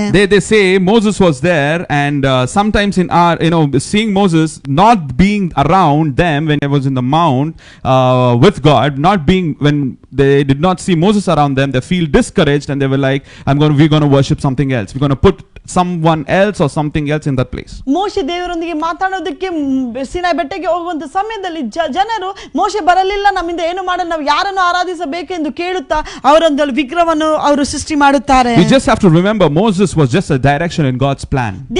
ನಾವು ದೇವರು ಅರ್ಥ ಮಾಡಿಕೊಳ್ಳಬೇಕು, ದೇವರ ಒಂದು ಆಲೋಚನೆಯಲ್ಲಿ ಮೋಶೆಯು ಮಾರ್ಗದರ್ಶಿಯಾಗಿದ್ದನು ಮಾತ್ರ. He was just a voice of direction. ಆತನು ದೇವರನ್ನು ಜನರನ್ನು ಮಾರ್ಗ ನಡೆಸುವವನಾಗಿದ್ದನು. But there was something above the voice of Moses that was the supreme voice of God. ಅಲ್ಲಿ ಮೋಶೆಗಿಂತ ಉನ್ನತವಾಗಿರುವಂತ ಒಂದು ಸ್ವರ ಬರುತ್ತಿತ್ತು, ಅದು ದೇವರ ಒಂದು ಸ್ವರವಾಗಿತ್ತು. Moses was able to speak the language of heaven. Moses was able to speak the language of God. ಮೋಶೆಯು ಪರಲೋಕದ ಒಂದು ಭಾಷೆಯು ದೇವರ ಒಂದು ಭಾಷೆಯನ್ನು ಮಾತನಾಡಲು ಸಾಧ್ಯವಾಯಿತು. Because he knew in wilderness it is difficult for him to journey through if he used to draw the encouragement from people. ಆತನಿಗೆ ಚೆನ್ನಾಗಿ ಅರ್ಥಕೊಂಡಿತ್ತು, ಆತನ ಒಂದು ಪ್ರೋತ್ಸಾಹವು ಮನುಷ್ಯರಿಂದ ಬರುವುದಾದರೆ ಆತನು ಈ ಒಂದು ಅರಣ್ಯದಲ್ಲಿ ಹಾದು ಹೋಗುವುದು ಕಷ್ಟವಾಗಿತ್ತು. So he always drew the encouragement to his worship right from the voice or the face of God. ಆತನು ತನ್ನ ಒಂದು ಪ್ರತಿನಿತ್ಯದಲ್ಲಿ ತನ್ನ ಒಂದು ಪ್ರೋತ್ಸಾಹವನ್ನು ದೇವರಿಂದ ಆತನು ಅಪೇಕ್ಷಿಸುವನಾಗಿದ್ದನು. That's why he said, I don't want to move even an inch, God, without your presence. And then he says, I want to see your face to face. ಆತನು ಹೇಳ್ತಾನೆ, ದೇವರೇ ನಿನ್ನ ಪ್ರಸನ್ನತೆ ಇಲ್ಲದೆ ನಾನು ಮುಂದೆ ಹೋಗಲು ನನಗೆ ಇಷ್ಟವಿಲ್ಲ, ನಾನು ನಿನ್ನ ಮುಖಾಮುಖವಾಗಿ ನೋಡಬೇಕೆಂದು. So he was not drawing the encouragement from the people's voices. ಅಲ್ಲಿ ಜನರಿಂದ ಬರುವಂತ ಪ್ರೋತ್ಸಾಹಕ್ಕಾಗಿ ಆತನು ಕಾಯುತ್ತಲಿರಲಿಲ್ಲ. Now this is a new normal which God is pushing every church, every person into. ಈ ಒಂದು ಹೊಸದಾಗಿರುವಂತ ಸಾಧಾರಣಕ್ಕೆ ದೇವರು ಎಲ್ಲ ಸಭೆಗಳನ್ನು ಎಲ್ಲ ಜನರನ್ನು ತೆಗೆದುಕೊಂಡು ಹೋಗುವ. Every leader, if you see, is speaking to a camera where there are no people around during this lockdown and there is no voice of encouragement around for him to pump up. ಇಲ್ಲಿ ನಾವು ಸೇವಕರನ್ನು ನೋಡುವುದಾದರೆ ಅವರು ಕ್ಯಾಮೆರಾವನ್ನು ನೋಡಿ ಮಾತನಾಡುತ್ತಿದ್ದ ಯಾವ ಒಂದು ಜನರು ಅವರ ಸುತ್ತಲೂ ಅವರಿಗೆ ಪ್ರೋತ್ಸಾಹಿಸಲು ಇಲ್ಲ. If you are a person who is sitting there and you want to worship God and you are the only voice that you can hear and there is no voices around, this is a new normal church. ನೀವು ಆಧಾರಕ್ಕೆ ವೀರನಾಗಿದ್ದು ನಿಮಗೆ ಆರಾಧನೆ ಮಾಡಬೇಕು, ನಿಮಗೆ ಯಾವ ಸ್ವರವೂ ಕೇಳದಿದ್ದರೆ ಇದು ಹೊಸ ರೀತಿಯಾದಂತಹ ಸಾಧಾರಣವಾಗಿದೆ. Yes, so now when you can hear only your voices, you have to realize that God is helping us to realize there is a voice above every leader's voice, there's a voice above every house cell leader's voice, there's a voice above worship leader's voice, there's a voice that is the voice of God. ನಾವು ಒಂದು ಕಾರ್ಯವನ್ನು ಅರ್ಥ ಮಾಡಿಕೊಳ್ಳಬೇಕು. ಎಲ್ಲ ಒಂದು ನಾಯಕರಿಗೆ, house church ನಾಯಕರಿಗೆ, ಒಂದು ಸೇವಕರಿಗೆ ಮಿಗಿಲಾಗಿರುವಂತ ಒಂದು ಸ್ವರವಿದೆ, ಅದು ದೇವರ ಸ್ವರವಾಗಿದೆ. And that voice you have to draw your encouragement of worship right from that voice. ಆ ಒಂದು ಸ್ವರವನ್ನು ಕೇಳುತ್ತಾ ನಿಮ್ಮನ್ನೇ ನೀವು ಪ್ರೋತ್ಸಾಹ ಮಾಡಿಕೊಂಡು ದೇವರನ್ನು ಆರಾಧಿಸಬೇಕು. It doesn't mean that you have to stop your worship just like people of Israelites and do whatever it is to get the calf in the midst of them. Israel ಜನರು ಮಾಡಿದಂತೆ ನಮಗೆ ಮೋಶೆ ಇಲ್ಲ, ನಾವು ಇನ್ನೊಂದು ಒಂದು ವಿಗ್ರಹವನ್ನು ಮಾಡಿ ಆರಾಧಿಸುತ್ತೇವೆ ಎಂದು ಆ ರೀತಿಯಲ್ಲಿ ನಾವು ಮಾಡಬಾರದು. No, we have to draw the encouragement, we have to draw an inspiration right from the heart of God, right from the face of God. ನಾವು ನಮ್ಮ ಪ್ರೋತ್ಸಾಹವನ್ನು, ನಮ್ಮ ಆಸೆಗಳನ್ನು ದೇವರ ಹೃದಯದಿಂದ ನಾವು ತೆಗೆದುಕೊಳ್ಳುವರಾಗಿರಬೇಕು. But trust me, if everything opens up after this and there are churches with not depending upon people's voices, there will be a leader worshiping right in his life without an inspiration of people, and people will be worshiping without an inspiration of a worship leader, and everything will be drawing an inspiration right from the heart of God. ನಮ್ಮ ಜೀವಿತಗಳು ಮತ್ತೊಂದು ಬಾರಿ ನಾವು ಎಲ್ಲವನ್ನು ಕಾರ್ಯಗಳನ್ನು ಪ್ರಾರಂಭಿಸಿದ ನಂತರ ನಮ್ಮ ಸಭೆಗಳಲ್ಲಿ ನಾವು ನೋಡಬಹುದು, ಯಾವುದೇ ಒಂದು ನಾಯಕರು ಸಭೆಗಾಗಿ ಕಾಯುವುದರ, ಜನರಿಗಾಗಿ ಕಾಯುವುದರ, ತನ್ನ ಪ್ರೋತ್ಸಾಹಕ್ಕಾಗಿ, ಅದೇ ರೀತಿ ಜನರು ಒಂದು ನಾಯಕರಾಗಿ ಕಾಯದೆ ಎಲ್ಲರೂ ಒಟ್ಟಾಗಿ ಸೇರಿ ದೇವರಿಂದ ಆತನ ಪ್ರೋತ್ಸಾಹಕ್ಕಾಗಿ ಕಾಯುವರಾಗಿರುತ್ತಾರೆ. So get used to your voice this morning. ಈ ದಿನದಲ್ಲಿ ನಿಮ್ಮ ಒಂದು ಸ್ವರಗಳಿಗೆ ನೀವು ಅಭ್ಯಾಸ ಮಾಡಿಕೊಳ್ಳಿರಿ. Get tuned your ears for the voice of God this morning. ನಿಮ್ಮ ಒಂದು ಸ್ವರಗಳು, ದೇವರ ಸ್ವರಗಳು ಕೇಳುವುದಕ್ಕಾಗಿ ನಿಮ್ಮ ಕಿವಿಗಳನ್ನು ನೀವು tune ಮಾಡಿಕೊಳ್ಳಿರಿ. Because you're going to hear the voice of God and voice of you only in the room where you are. ನೀವು ಇರುವಂತ ಕೋಣೆಯಲ್ಲಿ ನಿಮ್ಮ ಸ್ವರವು ದೇವರ ಸ್ವರವನ್ನು ಮಾತ್ರ ನೀವು Jesus knew ಕೇಳುವರಾಗಿರುತ್ತೀರಾ. the inspiration was not from the people, ಯೇಸು ಸ್ವಾಮಿಗೆ ಒಳ್ಳೆಯದು ಅರಿತಿದ್ದನು, ತನ್ನ ಒಂದು ಪ್ರೋತ್ಸಾಹವು ಜನರಿಂದ ಬರುವುದಂತದಲ್ಲ, not from the people where he ministered his disciples, ಅದನ್ನು ಸೇವೆ ಮಾಡಿದಂತ ತನ್ನ ಶಿಷ್ಯರಿಂದ ಅಲ್ಲ, but it's from the voice of God. ಅದು ದೇವರಿಂದ ಸ್ವರದಿಂದ ಬರುವಂತ So ಕಾರ್ಯಗಳಾಗಿತ್ತು. this morning, if you are in the midst of a wilderness ಈ ಮುಂಜಾನೆಯಲ್ಲಿ ನೀವೊಂದು ಅರಣ್ಯದ ಒಂದು ಮಧ್ಯದಲ್ಲಿ ಇರುವುದಾದರೆ, and there are three things that are thrown against you for the challenge of life, ನಿಮಗೆ ಮೂರು ರೀತಿಯಾದಂತ ಪರೀಕ್ಷೆಗೆ ನೀವು ಒಳಗಾದರೆ, ಮೊದಲನೇದಾಗಿ ಜೀವಿತಕ್ಕಾಗಿರುವಂತ ಪರೀಕ್ಷೆಯು, challenge of your identity, ನಿಮಗಿರುವಂತ ಒಂದು ಐಡೆಂಟಿಟಿಯ and ಕುರಿತಾಗಿರುವಂತ challenge ಪರೀಕ್ಷೆಯು, of worship, ಒಂದು ಆರಾಧನೆ ಕುರಿತಾದಂತ ಒಂದು ಪರೀಕ್ಷೆ ಇರಬಹುದು. and whose voice you are. ಈ ದಿನದಲ್ಲಿ ಯಾವ ಒಂದು ಸ್ವರಕ್ಕೆ ನೀವು Whose ಪ್ರತಿಕ್ರಿಯೆ strength, ಕೊಡ್ತೀರಾ? to whom are you giving the strength to? ಯಾವುದಕ್ಕೆ ನೀವು ಬಲವನ್ನು Are you ಕೊಡುವರಾಗಿದ್ದೀರಾ? giving a strength to Moses to speak? ನೀವು ಮೋಶೆಗೆ ನೀವು ಬಲವನ್ನು ಕೊಟ್ಟು ಮಾತನಾಡಲು Or you're giving a voice of Israelites to speak ಅಥವಾ inside of ಇಸ್ರಾಯೇಲ್ you? ಜನರನ್ನು ಮಾತನಾಡುವುದಕ್ಕೆ ನೀವು ಪ್ರೋತ್ಸಾಹ ಮಾಡುತ್ತೀರಾ? So every word that comes from the mouth of God says there where you will live. ನಿಮ್ಮ ದೇವರ ವಾಕ್ಯದಿಂದ ಬರುವಂತ ಪ್ರತಿಯೊಂದು ವಾಕ್ಯದ ಮುಖಾಂತರವಾಗಿ ನಾವು ಯಾವ ಜಾಗದಲ್ಲಿ ಜೀವಿಸುತ್ತೇವೆ ಎಂದು ನಾವು ಅರ್ಥ So that ಮಾಡಿಕೊಳ್ಳಬಹುದು. is one thing that we have to eagerly wait upon. ಇದಕ್ಕಾಗಿ ನಾವು ಆತುರದಿಂದ ಕಾಯುವರಾಗಿರಬೇಕು. So there's a new normal coming up. ಹೊಸದಾಗಿರುವಂತ ಸಾಧನ ನಮ್ಮ ಜೀವಿತದಲ್ಲಿ ಬರುತ್ತಿದೆ. So your hunger will be satisfied in a different mode. ನಿಮಗಿರುವಂತ ಹಸಿವು ಅದು ಬೇರೆ ರೀತಿಯಲ್ಲಿ ನೀವು ತೃಪ್ತಿಗೊಳ್ಳುತ್ತೀರಾ. Get ready for your change of your identification. ನಿಮಗಿರುವಂತ ಒಂದು ಗುರುತನ್ನು ಬದಲಾಯಿಸಿಕೊಳ್ಳಲು ನೀವು ಪ್ರಾರಂಭಿಸಿರಿ. And get ready to hear your voice and God's voice. ನಿಮ್ಮ ಒಂದು ಸ್ವರವು, ದೇವರ ಒಂದು ಸ್ವರವು ಆರಾಧನೆ ಮೂಲಕ ಕೇಳಲು ಪ್ರಾರಂಭಿಸಿರಿ. Remember, the wilderness is not for easy people. ಅರಣ್ಯವು ಕೇವಲ ಒಂದು ಸಾಧಾರಣವಾಗಿರುವಂತ ಸುಲಭವಾಗಿರುವಂತ ಜನರಿಗಾಗಿ ಅಲ್ಲ. Because of Jesus went through all this, because he was trained in the wilderness, he was able to speak those words on the cross. ದೇವರು ಈ ಒಂದು ಯೇಸು ಸ್ವಾಮಿ ಅರಣ್ಯದಲ್ಲಿ ಹಾದು ಹೋದಂತ ಒಂದು ಕಾರ್ಯಗಳೇ ಆತನ ಕ್ರೂಜೆಯಲ್ಲಿ ಅದು ವ್ಯಕ್ತಪಡಿಸಿತು. He was able to speak those words saying, God forgive them because they don't know what they're doing. ಅದರ ಮುಖಾಂತರವಾಗಿ ಆತನು ಹೇಳಿದನು, ದೇವರೇ ಇವರನ್ನು ಕ್ಷಮಿಸಿ, ಅವರು ಮಾಡುವಂತ ಕಾರ್ಯವನ್ನು ಅರಿಯದೆ ಮಾಡುತ್ತಿದ್ದಾರೆ Even in ಎಂದು. spite of he was nailed so badly to the cross. ಎಷ್ಟು ಕೆಟ್ಟದಾಗಿ, ಎಷ್ಟು ಕಷ್ಟವಾಗಿ ಆತನನ್ನು ಕ್ರೂಜೆಯಲ್ಲಿ ಹಾಕಲ್ಪಟ್ಟಲು ಸಹ ಈ ರೀತಿಯಾದ ಮಾತು ಆತನ ಬಾಯಿಂದ So if ಬಂದಿತು. you are in the midst of the wilderness this morning, ಈ ಮುಂಜಾನೆಯಲ್ಲಿ ನೀವು ಒಂದು ಅರಣ್ಯದಲ್ಲಿ ಹಾದು ಹೋಗುವವರಾಗಿದ್ದರೆ, I've come here to tell you, don't settle. ನಾನು ನಿಮ್ಮ ಬಳಿಯಲ್ಲಿ ಹೇಳುವಂತ ಕಾರ್ಯ ಇದಾಗಿದೆ, ಅದಕ್ಕೆ ನೀವು ತೃಪ್ತಿಗೊಳ್ಳಬೇಡಿ. Because after wilderness, Bible says Jesus began his ministry. ಯೇಸು, ದೇವರ ವಾಕ್ಯ ಹೇಳುತ್ತದೆ, ಅರಣ್ಯವು ಮುಗಿದ ನಂತರ ಯೇಸು ಸ್ವಾಮಿ ತನ್ನ ಸೇವೆಯನ್ನು ಪ್ರಾರಂಭಿಸಿದನು. So there is still journey ahead. ನಿಮ್ಮ ಮುಂದೆ ಇನ್ನೊಂದು ಇರುವಂತ ಒಂದು ಪ್ರಯಾಣವಿದೆ. Don't settle for the things that you see at the moment. ನಿಮಗೆ ಈಗ ಕಾಣುವಂತ ಒಂದು ಕಾರ್ಯಗಳ ಮೇಲೆ ನೀವು ಹಾತುಕೊಂಡು ಅದರಲ್ಲೇ ನೀವು ತೃಪ್ತಿಯಾಗಿ So ಗೊಳ್ಳಬೇಡಿರಿ.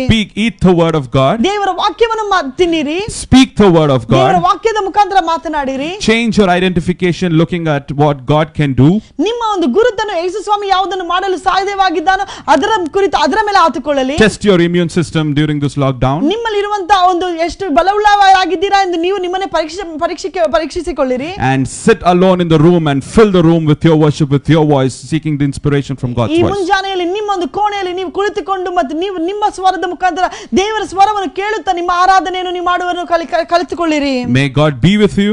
ದೇವರು ನಿಮ್ಮೊಂದಿಗಿರಲಿ. May God be for you. ದೇವರು ನಿಮಗಾಗಿರಲಿ. May his face shine upon you. ಆತನ ಒಂದು ಪ್ರಕಾಶವು ಮುಖದ ಪ್ರಕಾಶವು ನಿಮ್ಮ ಮೇಲೆ ಜ್ವಲಿಸಲಿ. It's very easy to sing blessings to others. Blessing ಎಂಬ ಹಾಡನ್ನು ಇನ್ನೊಬ್ಬರಿಗೆ ಹಾಡುವುದಕ್ಕೆ ನಮಗೆ ಸುಲಭವಾಗುತ್ತದೆ. But we have to see this morning if God is singing blessings over us. ನಾವು ಈ ದಿನದಲ್ಲಿ ನಾವು ನೋಡಬೇಕು ಯೇಸು ಸ್ವಾಮಿಯ ದೇವರು ನಮ್ಮ ಮೇಲೆ ಈ ರೀತಿಯಾದಂತ ಹಾಡನ್ನು ನಮಗೆ ಹಾಡುತ್ತಾ ಇದ್ದಾನೆ. So God is singing. ದೇವರು ನಿಮಗಾಗಿ ಹಾಡುವತನಾಗಿದ್ದಾನೆ. So I believe that you are blessed with this word. ಈ ವಾಕ್ಯದ ಮುಖಾಂತರ ನೀವು ಆಶೀರ್ವಾದ ಹೊಂದಿದ್ದೀರಾ ಎಂದು ನಾನು ನಂಬುತ್ತೇನೆ. So stay safe. ಭದ್ರವಾಗಿರಿ. So we'll meet next Friday. ನಾವು ಬರುವಂತ ಶುಕ್ರವಾರ ನಿಮ್ಮನ್ನು ಭೇಟಿ ಮಾಡುತ್ತೇವೆ. Same place. ಇದೇ ಜಾಗದಲ್ಲಿ. So until then, God bless you. ಅದರವರೆಗೂ ದೇವರು ನಿಮ್ಮನ್ನು ಆಶೀರ್ವದಿಸಲಿ. And keep you safe and sound. ನಿಮ್ಮನ್ನು ಸುರಕ್ಷಿತವಾಗಿ ಆತನ ಇಡಲಿ. You have a blessed day. ಒಂದು ಆಶೀರ್ವಾದದ ದಿನವನ್ನು ಕಾಣಿರಿ. Thank you. Amen. Thank you.